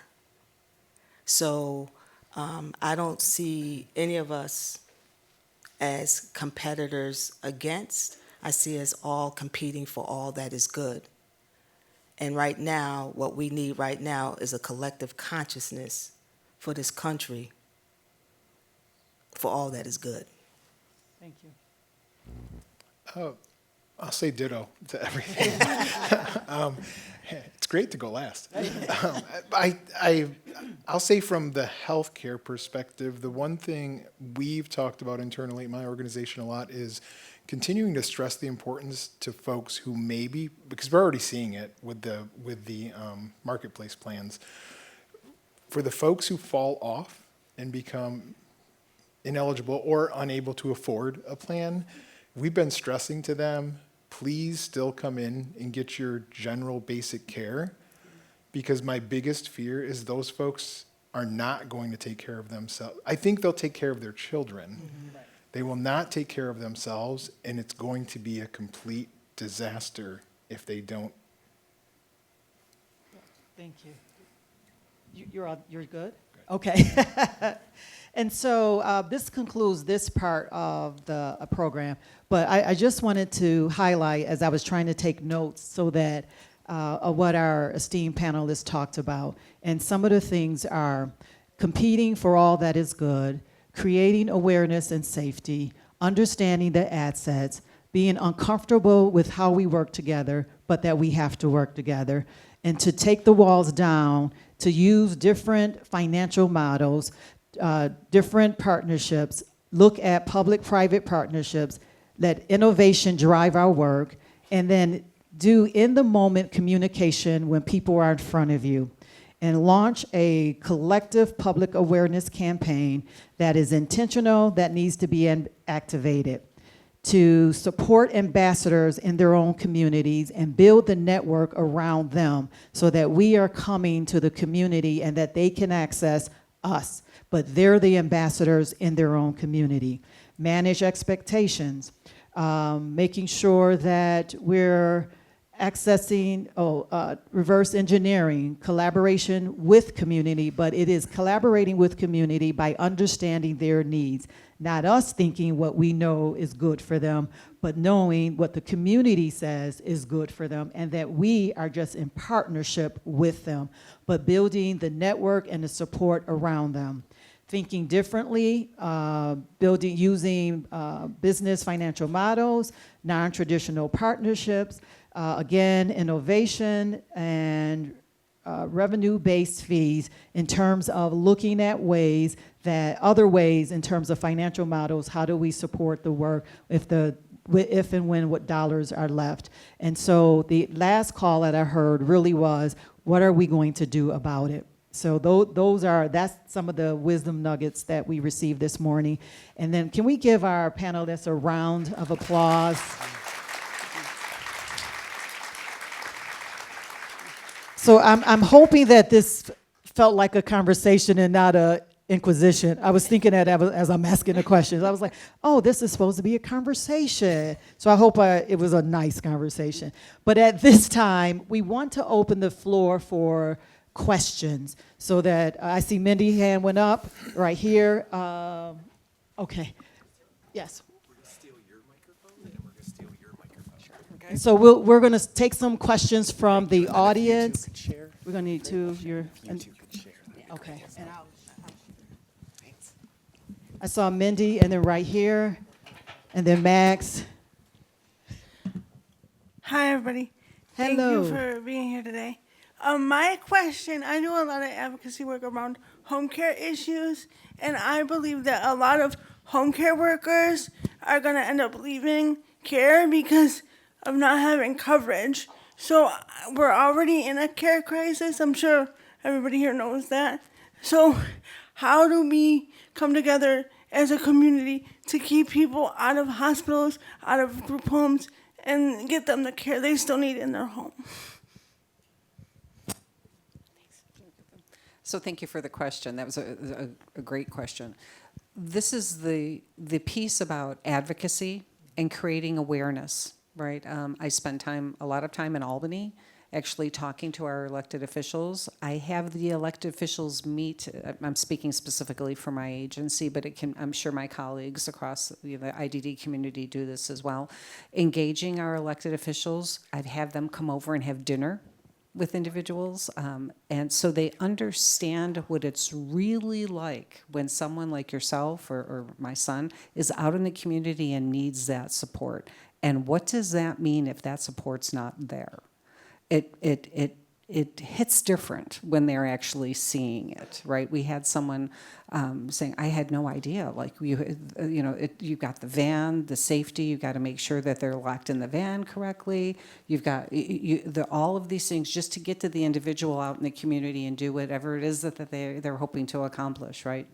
So it's the advocacy, and I think communication too. And I'm learning even more today about how we need to tap into our other colleagues who are not necessarily in IDD, that we can share our struggles and our opportunities to grow and enhance what we're trying to do. But I know that we're defending the possibility of losing your staff and other staff because of the cuts. So I think it's the advocacy piece, the communication, and the collaboration, and trying to be not only a resource for you, but your partner, right? I look at you as my neighbor. The fact that there's a disability involved with anybody is secondary. And how would I want you to live your life to maximize the best life that you can achieve, whether it be you, my son, anybody else that we support, the people who go to the clinics, the people that the commissioner's department serves. I think that's basically how best to approach it. It's a holistic approach. It's not just, oh, this person is losing this service, right? It's this person's losing this service or this funding, and what's the domino effect, right? We need to look at individuals regardless of what they look like or their diagnosis, or if they're going to an FQHC or in my agency or someone other agency. We need to take a holistic approach to them. And I think that's really what I see as moving the needle, is that this person doesn't need just health care, right? This person just doesn't need transportation, right? This person needs a life. And that person needs to self-direct and actualize whatever that life is. And then it's our community's responsibility to ensure that that person maximizes their potential and fulfills whatever they're trying to accomplish. Was that helpful to you? You can say no if it wasn't. Sorry. I'm just also, because like a lot of home care workers from like the county also get like the coverage and stuff like that as well. And I'm worried that we're already having a crisis with county home care for people with disabilities and elderly, and how it's going to be worsened with these changes. Yeah, I think that's a valid point, and I think that from a county perspective, it's important for us to be able to communicate those requirements as they're solidified. It's our understanding, I said this earlier, that working approximately 40 hours a month will qualify them to be able to keep their coverage. So that's about 10 hours a week that individual would need to work. So we need to make sure that we're doing our due diligence to be able to communicate that with those in-home healthcare providers so that they understand they need to meet that requirement. Because it's not only going to be for Medicaid, but they may also be receiving SNAP benefits. We don't want them to lose either one of those programs that they may need to support themselves and their families. I think it's also an opportunity for us to do around workforce development to encourage folks or to share information about those job opportunities that are available to them so that we can bring more people into the fold to ensure that we have the appropriate resources to be able to meet the need. Thank you. So Jordan, you have... Hi, my name's Jessica Tufty. I'm the Director of Evaluation and Analytics with CCNY. I've worked with a number of you, directly or indirectly. So I know that all of you are really smart and really care about this. And so I have a question related to some of what Dr. Ansari and the gentleman from the Chautauqua Institute touched on a little bit. So that vulnerability with each other of, we may provide this service, but this organization provides this service for much longer very well. How do we sort of combine resources and do an excellent job of that? I've seen many work groups, networks, coalitions, roundtables in this region that all do great work, and sometimes they're not connected with this work and this network and these other spaces. And so, touching on Dr. Ansari's collective consciousness, my question is related to, you're clearly brilliant, all 5 of you up there. What is missing right now from allowing us to sort of have a regional or county-wide collective consciousness on issues like this that allow us to mobilize quickly? Is it a vision? Is it a visionary? Is it money? Is it, this isn't my job, it's our job, and we haven't figured out the person to lead that? What is your opinion on that? Because I think it's very clear that we need something closer to that. Can I answer that? And then, and so actually what you see here, we think is part of the solution. And at the beginning, I said how we started this conversation is that I was thinking about, so we have a dark clinic, medication-assisted treatment, and we have 400 clients, and 80 to 90% of them are on Medicaid, and I know there might be some exemptions, but in my mind, from an agency standpoint, I was thinking, what is going to happen if they lose their Medicaid coverage, which means that they can no longer have their lifeline to sobriety and to the services. And then we went back to the SNAP crisis, and so that's how we've been meeting, and we had about 60 people, and the question that we were asking every time we were meeting, who's missing from the table and who's missing from the conversation? And so we've been meeting with other organizations, other groups that are doing some work just to say, what are you doing? Because we don't want to get in the lane of anybody else. Right now, we saw it as, just as I saw the SNAP issue, 144,000 people in Erie County alone would lose their SNAP benefit. Let's do something about it. I didn't have the answers, but again, very smart people. And then the goal really wasn't just the SNAP issue. The SNAP issue was just one issue. The thought really was, how do we develop a coordinated emergency response system? So we actually have a framework of what that could look like in terms of communication. How do we activate? Who are the partners? What are the assets? And we've been talking with other folks, other foundations, people who are doing some of the work to say, what's in the community? Can we at least begin to get a good picture of what's in the community? And then so the call to action will actually be, we need you to join and then to continue the work. But we're already thinking about a coordinated response to emergencies. And then because what we were saying is SNAP was one emergency out of many to come in the times that we're in. And it really is, what's the system? How do we activate people quickly? How do we understand what the assets are? How do we understand who our neighbors and the collaborators are? How do we get to community? How do we involve community? So it's this work in process. And so this is like one of the things that was born out of this, like, because as I said, I was having a conversation and I was like, Nora, this is what I'm thinking about. I've had conversations with Dr. Ansari. We've had conversations with the county, like how can we be helpful? But one of the things that I knew, it had to be community based. It had to be us. It is not one agency, entity can do the work of what we're facing. And I think somebody said a fire hose. So we're taking one bit, and this is Medicaid, but the goal really is developing the system of a coordinated emergency response system. Thank you. Anybody want to add? Can I just add, Dr. Cannon, simultaneously we have to work on proactivity, to be proactive. We know they're going to take money every time. It's not new, right? We know that. So in addition to managing, because we don't run a crisis, we manage it, that means we're already behind the 8 ball. We need teams that actually are looking at proactive approaches to a quality of life in our communities, because we're always functioning behind the 8 ball. So I think we need 2 things simultaneously. How do we be proactive? Because when you see folks with wealth and corporations, they had a vision for that.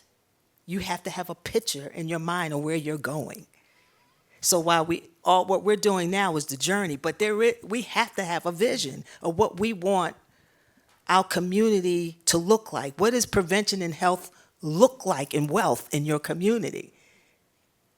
That needs to be the driver. So we need to come up with multiple collective visions so we can be proactive when we're doing these action plans. Yep, thank you. Mindy?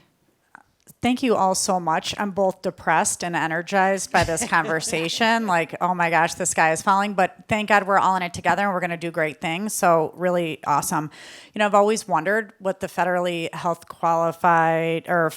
qualified health centers really are. So you opened my mind to this. And I'm also thinking, like, how do we advocate to get you more funding? And you know, so I'll be reaching out to you.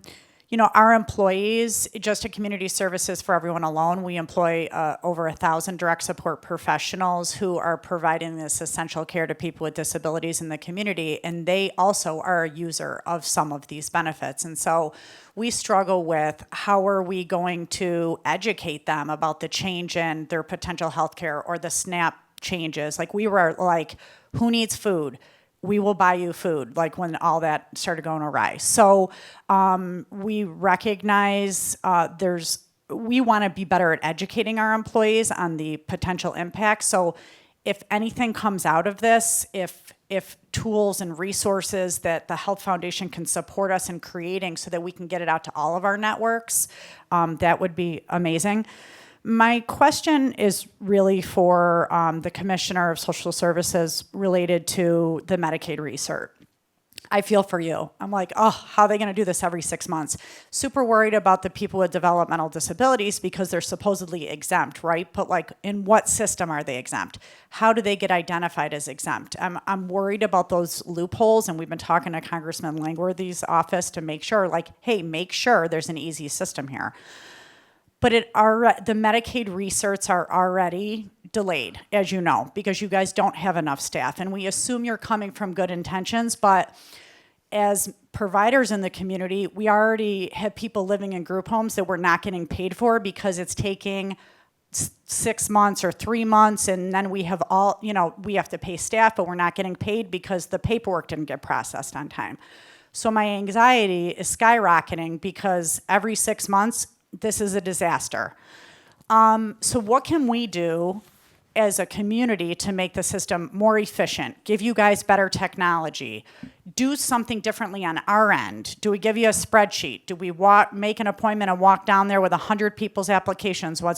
Just know that we are a resource, and maybe CCNY can figure out how to make the whole process more efficient. But do you guys have a plan? Because we're freaking out. So I hear what you're saying, and I fully appreciate that. And if your anxiety is high, mine is way up here. One of the things I will say is that I am fairly confident that the 6-month research is not going to impact the population that we serve. So the over 65 and that disabled population, I believe that research is going to stay at a year. Now, with that being said, fully appreciate what you're saying about delays that are occurring. For many of you in the room probably know, during COVID, there was a period of time where folks that were on Medicaid just continued to receive Medicaid, and it rolled out for multiple years. Last year, that stopped, and we had to do a Medicaid unwind where there were thousands of applications and folks that during that period of COVID that had moved, that had lost contact with us, and we had to bring all of those cases up to date. Frankly, it was a disaster, and I fully appreciate the hard work of my staff to get all of that done. It took them a good 6-month period of time, but by New Year's Eve, and I can tell you my assistant deputy commissioner is out in the audience here. She was actually working on New Year's Eve to process cases to ensure that we had everybody caught up and up to date. With that being said, we are in the process of filling vacancies, hiring positions. All of that, though, does take time, right? I want to ensure that we are providing good customer service to everybody that we're serving within Erie County. It's a process. We're going to get there because of the hard work of my staff, and I fully appreciate that. But yeah, I mean, I would say working with your clients that you serve to make sure that when they get those notices, that they don't wait. Like if the recertification is due on May 31st, that they're not submitting that paperwork on May 30th, right? We want to make sure that when you get that notice, anything that you can do to work with your clients to ensure that the paperwork gets completed timely and gets submitted to our department as quickly as possible only helps us move that process along so that we're not scrambling at the end. But I appreciate your question. Back here, Jordan. Oh, Max. Oh, yeah, thank you. Excellent comments from the panel. Max Donatelli, and I'm a parent of a young man with intellectual developmental disability similar to Renee. Her organization serves our son. He lives in a semi-independent living situation. We're very worried about the future for our son and where things are going. I've been also in contact with Nick Langworthy's office as well. I've actually invited his Washington staff to come to this. I don't know if they made any contacts, Nora, with you to come, but I maintain regular contacts with them as well. And my concern, and I guess my question is, and what I've been doing in my retirement from Baker Victory Services is trying to teach advocacy, because one of the biggest challenges is to keep this a non-polarized issue. And I guess that's one of the biggest concerns I have, is that these days everything becomes polarized. It's your side or that side, or, it's red, it's blue, and the thing is, we need to stay away from the polarization. That's why we're trying to teach. A friend of mine, BJ Stasio, and we work with Renee, we work with self-advocates, we work with parent groups, and we're really trying to help to teach people how to become more effective advocates.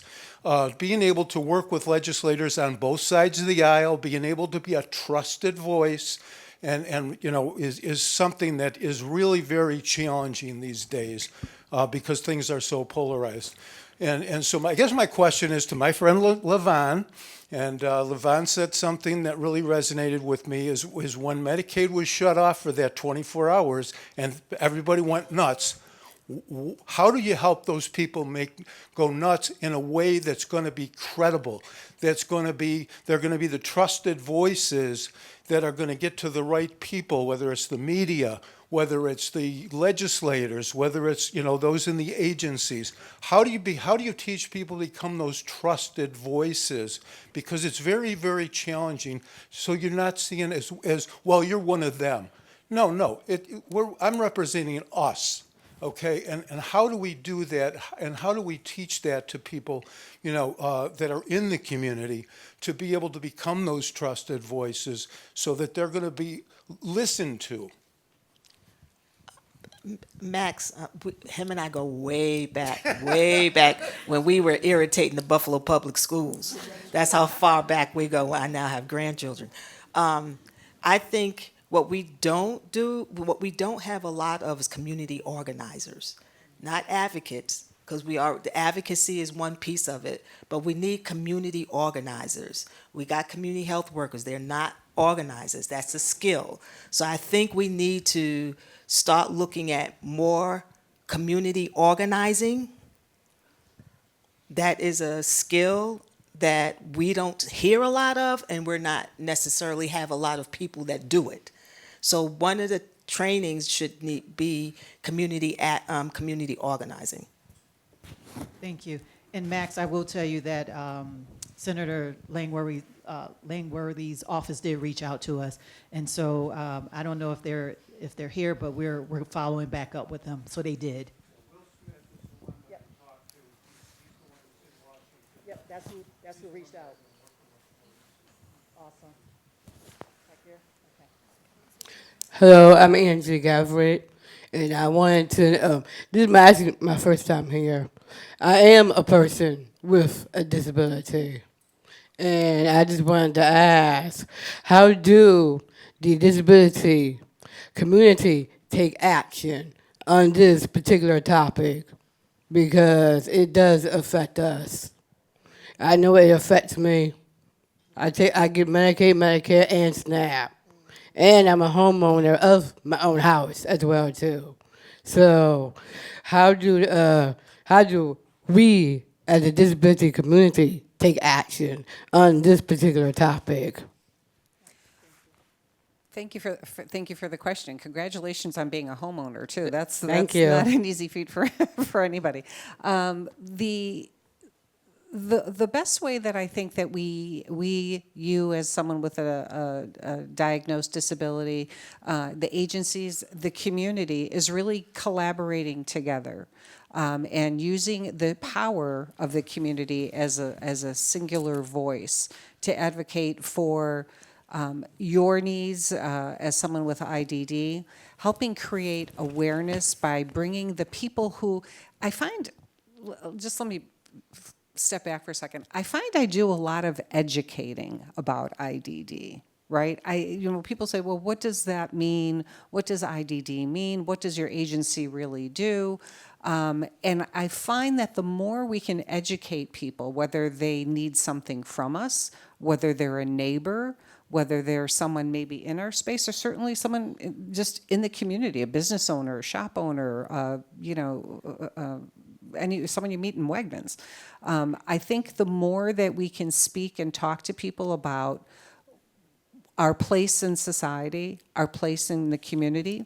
I love the idea about community organizers, right? Because we have to kind of have that strategic approach to things, right? So I think being a self-advocate, right? So we have Aspire and other agencies have self-advocacy committees. We've hired somebody or in the process of hiring someone to support the self-advocates in our agency. So those are the things that you can do. I think it's going to be, especially now after the time we've spent up here, this is really a grassroots, let's own this kind of thing, right? And then the second piece in my mind is the coordination of the effort.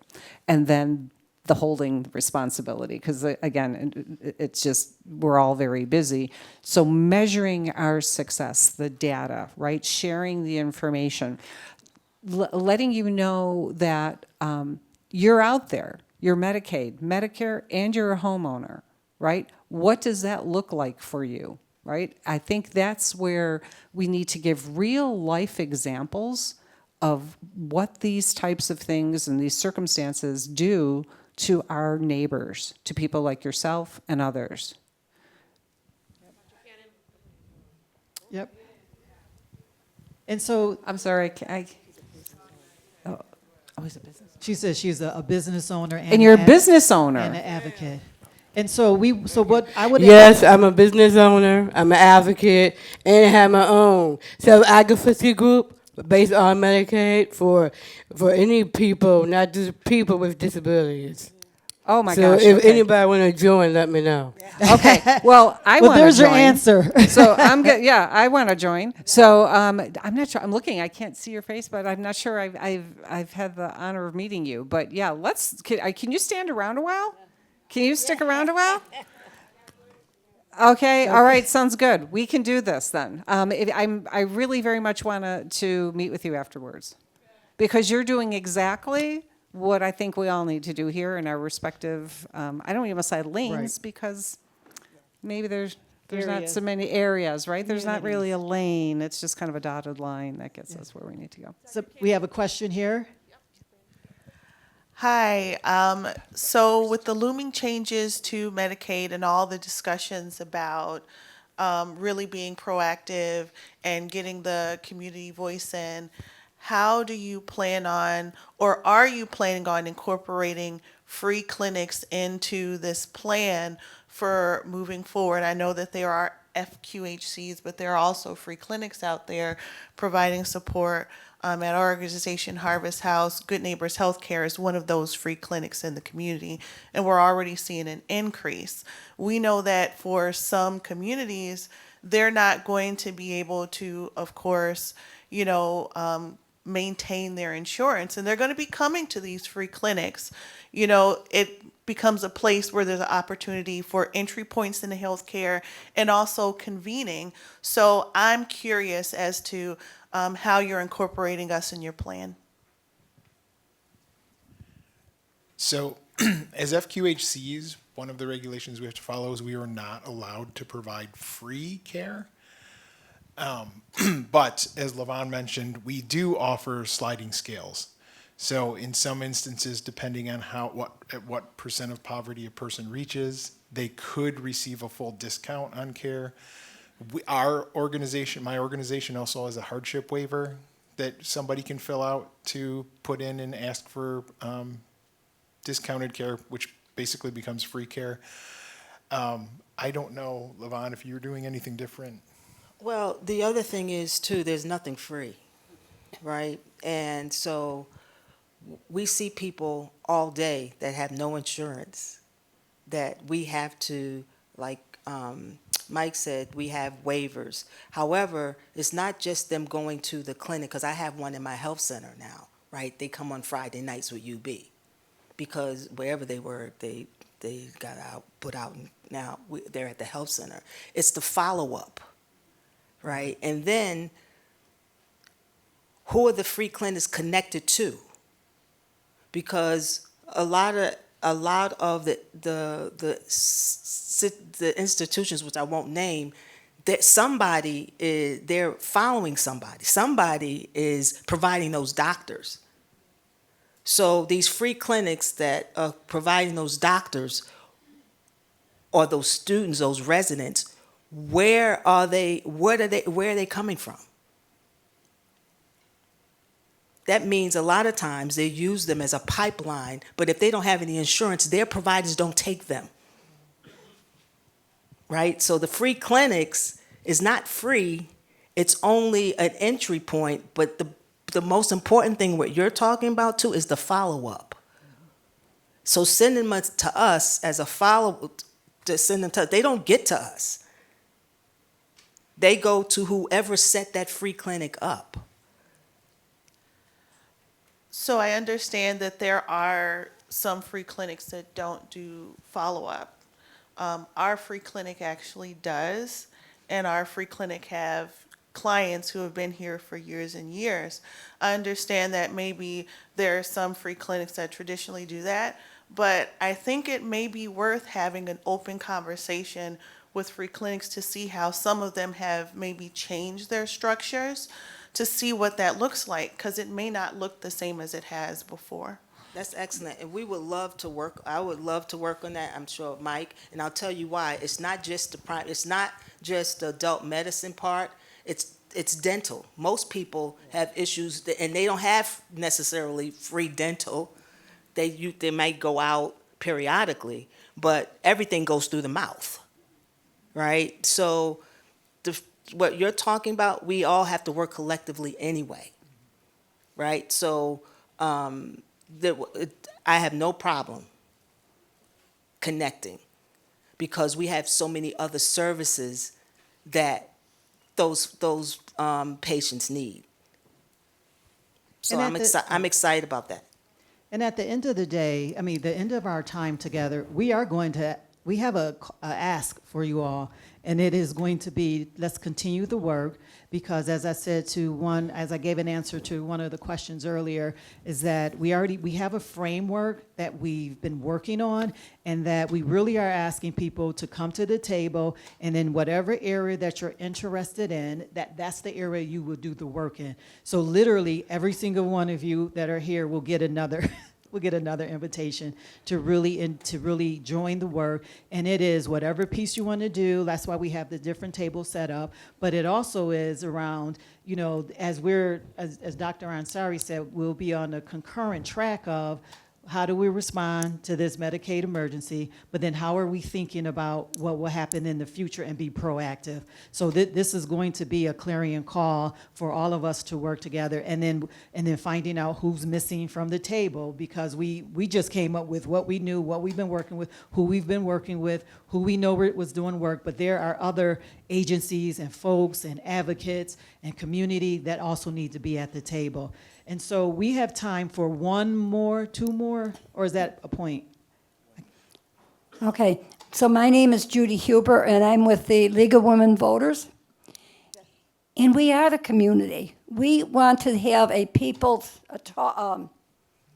a talking group that will go out to churches, any kind of civic or social engagement, and explain what's going on, because so many people are not aware. I mean, they read a little thing in the paper, but it doesn't really mean anything to them because they're safe. But they should be aware of what could happen to them, or even more, what could happen to their community. So I came because it said community. Absolutely. And there's 3 of us here, but we go back and we represent 150 League of Women Voters. The only thing is we have to be nonpartisan, so I can't say anything about present administration. But you guys never mentioned it. Right. So. We stick to the facts. And that's what we have to do. Yes. Thank you. Jordan, was there another one? Because okay, this will be our last question.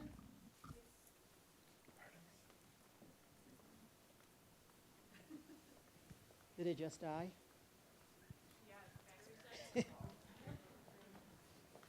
I got one. Sorry. That was very loud in my ear.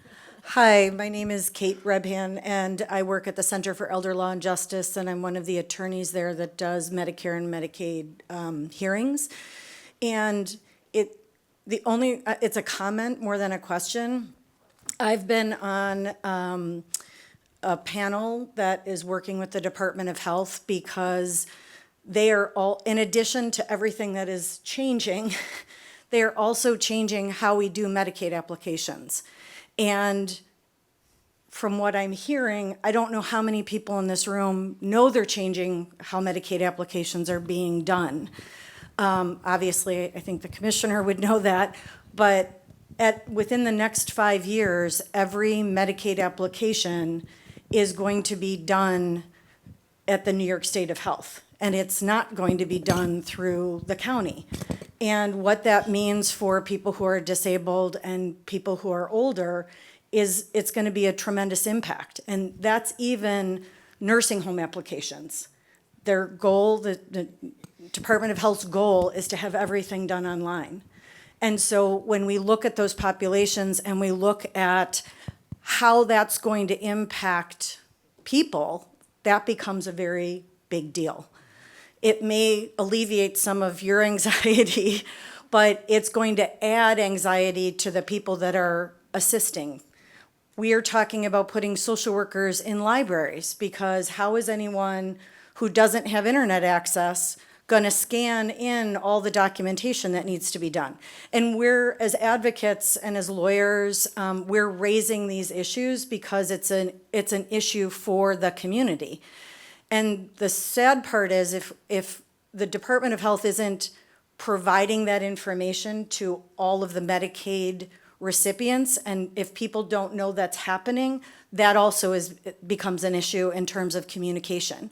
Because we could be talking about crises, which to me, it's actually going to be a crisis in the next couple of years, because people are going to lose access. People who already have access and should continue to have access could also no longer have access.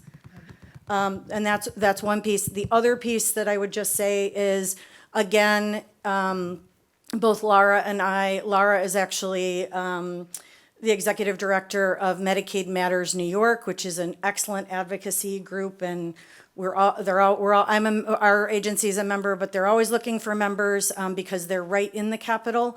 But one of the other discussions we've had, and I just wanted to clarify, if you're a caregiver, we've been told by the Department of Health that if you're a caregiver and you're providing 80 hours, is it 80? I think it's 80 hours of care in a month for someone and not being paid, you can also continue to have your Medicaid. And I don't know, Commissioner, if that's something that has been communicated to you all, but it's been communicated to us as advocates. So if you are a caregiver and you're not like an adult caring for a disabled child, it's my understanding that that would also satisfy the work requirement. Or if you're doing 80 hours of volunteer work in the community that also may qualify. So I did want to just raise that as well, and thank you.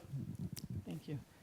Did you want to respond, or I would just say that around that, there has been conversation around that, but I can't confirm because we haven't gotten anything from New York State in writing that that's accurate. But under the administration, they had talked about those actual work activities being, and it would have to be documented and submitted, but there is potential talk around that, absolutely.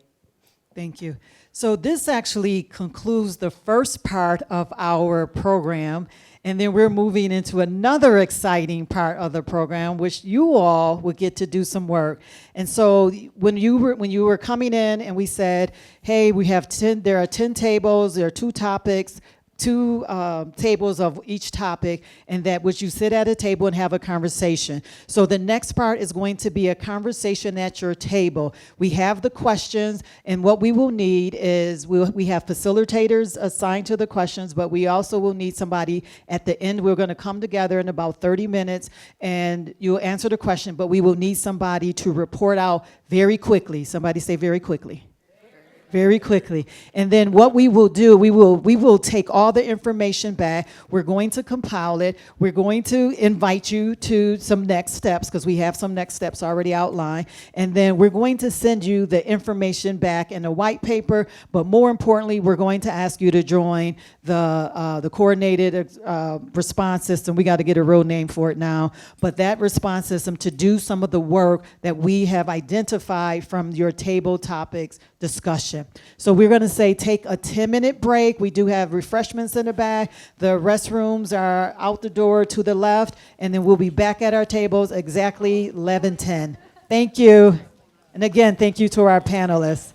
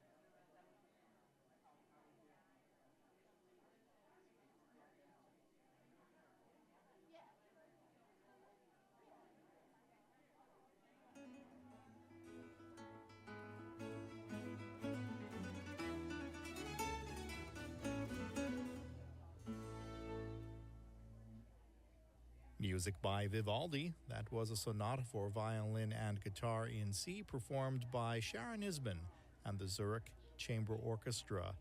Vivaldi's Born on This Day video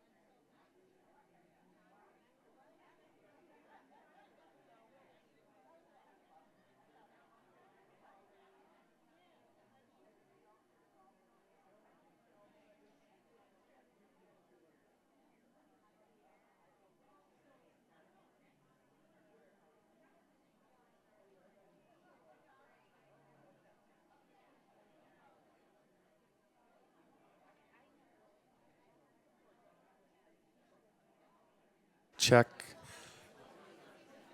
So if you are a facilitator, please head to your table now. Once you get to your table, please raise your hand up if you are the facilitator for the table, so we know every table has a facilitator. Thank you so much. We will get started shortly.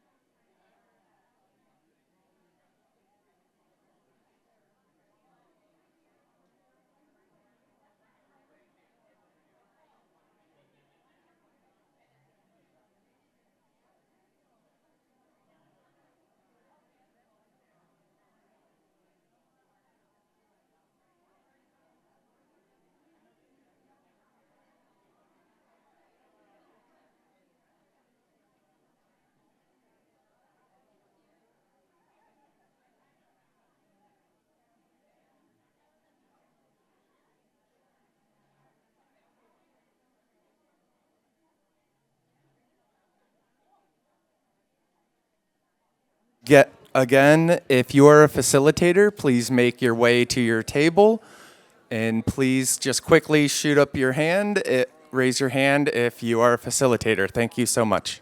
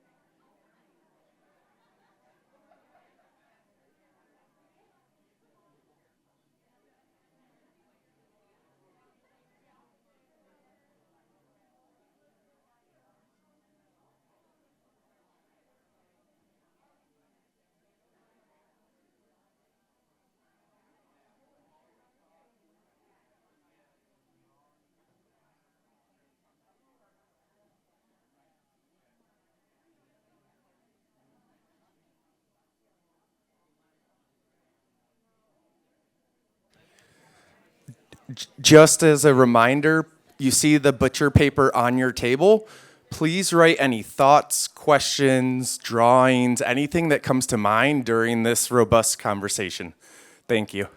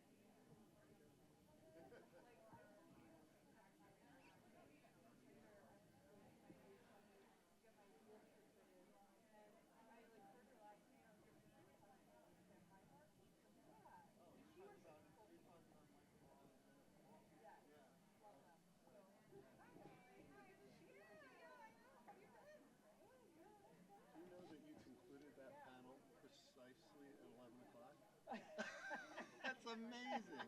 That's like, oh my God, we'll solve the rest of the world's problems.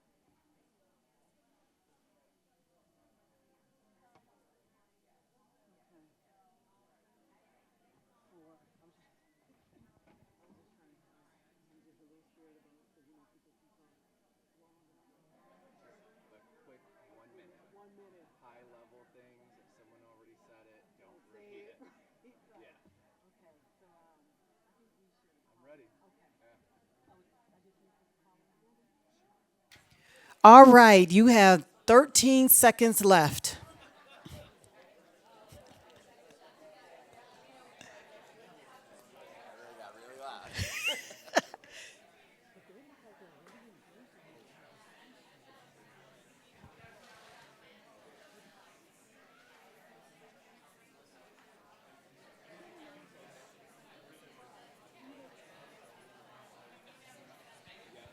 All right. Awesome, awesome, awesome. So we're going to, here's what we're going to do. We're going to ask every table, so look around, there are about 20 tables, well, 18, 17. So we need you to do a very quick, so everybody say quick, a very quick, high-level report out. But one of the questions that we wanted to make sure that you answered was who is missing from your group. So you don't have to have a discussion about that if you could just write it on the paper. So we're going to do that. But then we're just going to get started.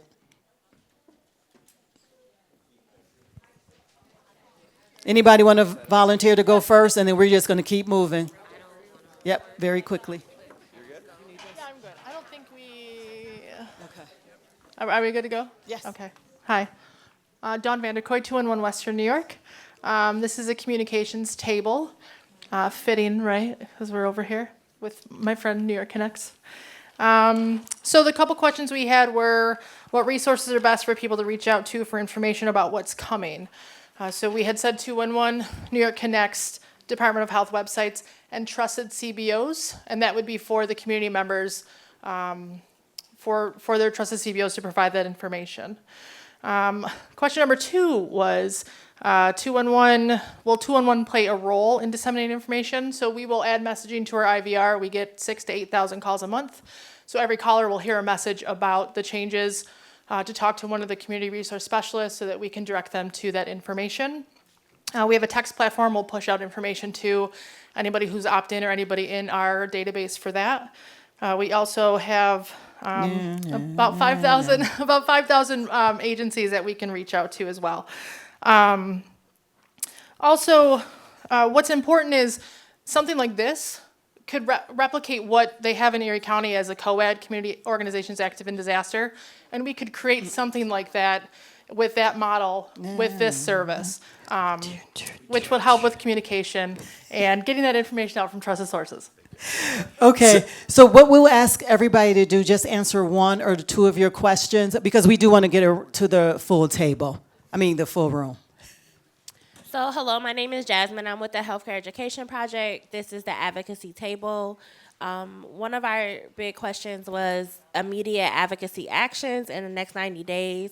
So doing a mapping of everyone in this room here, but also doing a mapping of trusted voices in each of our communities, working with the already established New York State navigators to disseminate information, see if they can partner with community-based organizations that are trusted to disseminate the information once we get it from New York State, and really advocate against the paperwork process, really showing how we will need more workforce to see if we can get some changes with that.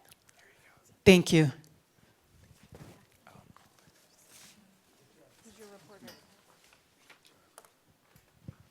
Okay, can everybody hear me? Somebody missing from the table here at this table? I don't know if we have unions represented here, or if there's any unions in the crowd, but there we go. Unions are great at organizing and advocating, so we love to have our unions helping us get the message out. We talked about having a summit, so maybe one of those things we could do is have a summit where everybody can come together and talk about these issues. We also talked about the private sector and where we can't do anything by ourselves and elicit the skills and talents of the private sector in terms of maybe marketing, messaging, and branding to get that all out there. And let's see. Our research partners, UB Regional Institute, maybe could help us out in doing some of this work and getting more information out to the public. Thank you. Thank you. And if you just can tell what table. Yep. Oh, go ahead. The topic. Governmental relations, that Okay. table was. Hi, my name is Vicky. I'm from the community. Okay. Hi, my name is Vicky. I'm from the community engagement group. So the first steps for the unified approach to our community, that's one of the areas we focused on. We need a clear call to action. We need a visionary person. We need a clear line where all of us speak from the same playbook with one simple message. We need legislation involved in this conversation, and we need to promote our leaders, our frontline leaders. One thing that we said at this table was that there's a lot of people that hold higher positions in the company, but how do we trickle that down to the frontline staff members? Thank you. Next table. We are reaching rural communities, and we focused on the last question regarding how can each of us or our organizations support this effort. We talked about advocacy, raising voices on issues that benefit society as a whole, unified voice to rate setters to push back against continual increasing rates, engaging for-profit partners in advocacy on rates, strengthen and build community engagement opportunities and capacity, educate HR departments and businesses on creative ways to help employees volunteer and meet and maintain their eligibility. And last but not least, I think Nora had the best idea, and we should just start it today. We're going to do universal health care. Thank you. Hi, we're one of the Reaching Families with Young Children table. I'll just pick a few of the things that emerged. The robocalling is one good idea, but it needs to be coupled with texting, because texting is actually a much more effective way of reaching people, along with using WhatsApp, because there are communities, including immigrant and refugee communities, that are much more prevalent on WhatsApp than on using phones. We heard the importance of focusing on young children and their needs, and also people who are transitioning from foster care into transitioning out of foster care. The importance of education, of course, and remembering that we talked about other things as well, but remembering that there are so many things out of a family's control that will impact on them directly, and we need to keep that in mind. Thank you. Next table. we were reaching caregivers. The first question was, how do we help more caregivers stay covered? We think that if we can establish clear definitions of what a caregiver is, along with ensuring that people with needs get documented diagnoses and documentation of their needs, that will help establish that person in that role, which may count towards the volunteer provision for staying on Medicaid. And as far as reaching family caregivers, it's important to get them to identify as such. Again, going back to the definitions of what a caregiver is and meeting them where they are to provide them with education on how to do that. Thank you. This table, right? We were the other community engagement table, and we talked a lot about defining what community engagement is and what that looks like in practice, and then making sure that we get people in the community who can be trained as community organizers around the principles of community engagement, however we choose to define that, and then making sure that staff at all of our organizations, they are members of the community, and they should also be trained on how to properly community organize. And then we talked about leveraging existing collaborations and networks that are already maybe meeting on a consistent basis, and utilize those meetings as a place to have further conversations like this and collaborate together. Thank you. Next table, right here. The table that we're at is reaching people with disabilities. So kind of amplifying what the panel was already mentioning. A campaign was a huge thing. And when a part of the campaign is almost like a did you know, people don't know what they don't know. So really pushing out a campaign so everyone's informed. Another main question was, how can we as individuals or the organization push these efforts forward? And the big takeaway was continue this conversation, go into your network, let them know what you talked about today, get feedback, and bring it to the next conversation. And then who's missing at the table? Boots on the ground. So like DSPs, people that are actually, doing the work. What's DSP? Oh, direct support professionals. All right, thank you. Next table. Hi, everybody. Nikki Kaminsky from Western New York Integrated Care Collaborative. Our table is workforce opportunities. We really started talking about the impact on the workforce, really on the business owner, right, that employs folks who maybe now won't be able to have Medicaid. Now they'll basically have a few options, right? They'll either be able to go on their employer plan, which now the employer will have less money to spend on maybe salaries, give raises, things like that. Or they reach out to their healthcare provider and maybe can get on a subsidy. Their children maybe can get on, but all those few options they might have, we need a simplified communication that everybody can mass produce it, like get out, right? So they know what their options are, how to seek those options, and we all know them, and we can help communicate. The other two, we didn't get through all Broderick's questions for us. That's but okay. We also said a couple different databases that everybody could access, workforce options, like where are places that if you're working with somebody, they could find a job. Where's a central database for that, and also a volunteer database. Yep. Thank you. Next table. Okay, we're from the government affairs table or relations. So the big takeaway were the players aren't at the table. So the DOH and the Health Benefit Exchange Group isn't present or very responsive. In lieu of that, we'd like to focus on payer engagement. So the Medicaid managed care plans, get them engaged, maybe help for data, fund outreach, or a subsidy program for the gaps in care. Utilize the state navigators to help with an outreach program, create screening tools that would be unified for all of us organizations in the room, simplify communication, I think that was previously shared, and continue advocacy to state senators and different congressmen. Thank you. Next table over here. Hi, we're the communications group. First, and who is missing from our table, even though there are some media here, we had that on our list, faith leaders and community organizers. The one question I'll highlight is the fact that there will inevitably be incorrect sources of information, and how do we protect against that? We talked about investing in trusted brokers of community trust and knowledge, building community leaders' knowledge about what's going on and how to combat misinformation. Thank you. Hi, I'm Greta New from from Planned Parenthood, and we're at the advocacy table. And one of our questions was about how we communicate the downstream costs.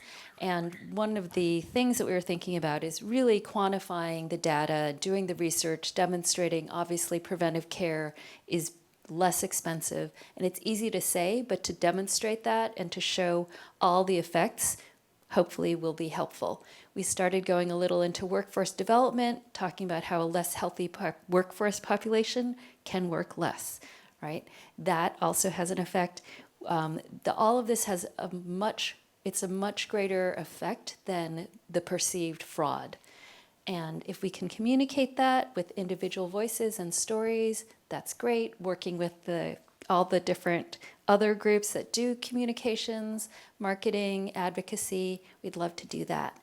And there are so many pieces to this that maybe some of the missing folks are like folks from transportation, just to get people around, whether you're a worker, a client, a patient, maybe getting folks from, I don't know what that is, like infrastructure, the bus companies, et cetera. Yes, thank you. This table right here.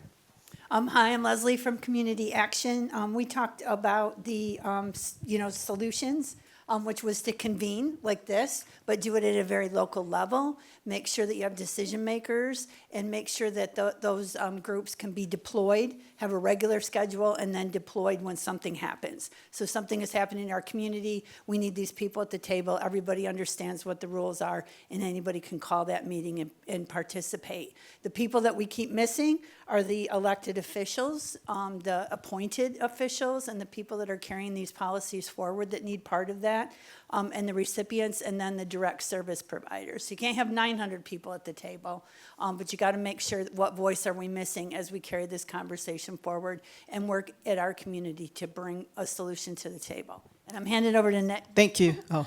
Just real quick in the interest of collaboration. So we kind of split this up. So I'm Megan from the Social Care Network for this region, for the 4 counties here. And in number 6 are about how we're bringing it back to our organizations. I think everyone is bringing a lot of ideas back from the collaboration today, but as particularly me with the Social Care Network, I think there's a lot of opportunities with just different communication things that we have. And so I'm really excited for us to join the response group, yes. Whatever we end up calling it. Yes. And we talked about, electing politicians that care, so there's a lot of advocacy around that. More community health workers to help facilitate things, and shifting from a competitive to collaborative mindset too. We can't all do everything, and so just doing the things we do really well and supporting everyone else too. Thank you. Next group. Good morning. My name is Dr. Melanie Porter, and I'm here at the Reaching Families with Young Children table. Echoing kind of a lot of the things that have already been said, but one of the things that we really wanted to bring to the forefront is a roster of services, so that we all know the services and programs that are available across different spectrums for holistic care. Who are the advocates? Who are the collaborating partners, so we can have a centralized location where people can know who's all out there. A roster of assets is really important. And then being able to identify the trusted voices that families believe that they can access assistance from. Thank you. And are you our last table? Okay. Yes. So I'm Randy Hoke from the Erie County Department for the Aging. We're the Reaching Caregivers group, and our conversation really focused on the caregivers that are difficult to reach because of caregiver burden, caregiver burnout. We also focused on family systems and the challenges that come from family dynamics, including gender dynamics and the burden of care being unfairly placed on women, daughters, and the like, and the sandwich dynamics within families, and family trauma. So stressing, if we're going to reach caregivers, we need a trauma-informed lens to do so. Thank you. So we want to say thank you to each and every one of you and all the tables that have participated. I saw that that some people had notes on the side. If those notes are not on the butcher paper, if you can leave them, because we do want to get all the ideas, the suggestions, the strategies. And here's what the next step is. Remember I said, because if we just spent this morning together and we walk away and do no actions, we've wasted your time. And so one of the things that will happen, I said we've been working on this coordinated response. Now that you all have registered, we will be sending you an email, and we're going to ask you to join some of like the action teams so that we can develop 2 or 3 good strategies around each of these topics. And so you will get an email. We're going to ask you to join, you or your staff, whoever is appropriate. That is what we're going to ask you to do, because again, if we don't take some steps, we've wasted your time. You've gotten some information, and we've all been to convenings and nothing happened. But here's the reason: because our community needs us to take action. We have to take action with and for our community. So we have your emails. You're a captive audience now, as far as I'm concerned. So now you're a part of it, but we will absolutely ask you. The other thing that you will receive, we will pull all this information together. We will have the talking points. We will have the conversation that you all had, and we're going to send it back out to you. And then just to tell you, here's what we've heard. Here's what some of the ideas. Here are the strategies. But you will get a full kind of report. But the important part is, it's like we'll do a white paper of what we've gathered to talk about the issue, make sure we know about it. But the important part is we're going to ask you to join the work. And then we're asking, what also will happen, we will ask some of you all to lead the work. We just convened it because we saw that there was a need. But we're in this together. We are not the only ones. We just said we need to come together, but we will be asking you all to help lead this. And then we also know that we'll join with some other work that's already being done because we might not know about it. Amen. Yes. Oh, my goodness gracious. So years of teaching Sunday school do not leave you, okay? I'm just telling you that. And then so the other thing is we do have some resources over here. So we will ask that you would pick it up. It's not specifically around the Medicaid only, but we do have some resources that some of our partners have brought. We are asking you to take a look at that. And then again, we will identify 2 or 3 strategies from this work, and then we will work on those two or three strategies. We want to thank you for spending this morning with us. It was amazing that you all showed up and just that your commitment to serving our community. We cannot thank you enough. And again, to the Health Foundation, Nora, for supporting this, and then Carrie and Jordan for leading this. We were meeting all the time. I was like, oh gosh, we're meeting again. But we were meeting all the time, and with Steve Bell from Bell Communications, who helped do all of this. We just really wanted to say thank you. And again, to you all who showed up doing the work. And I'm going to say thank you in advance for when you all will continue to do the work. Please enjoy the rest of your afternoon. Leave the markers and leave the paper and leave your notes, but enjoy the rest of the afternoon. And for mothers and mother figures, we say Happy Mother's Day over this weekend, and enjoy the weekend. And go Sabres. All right, thank you.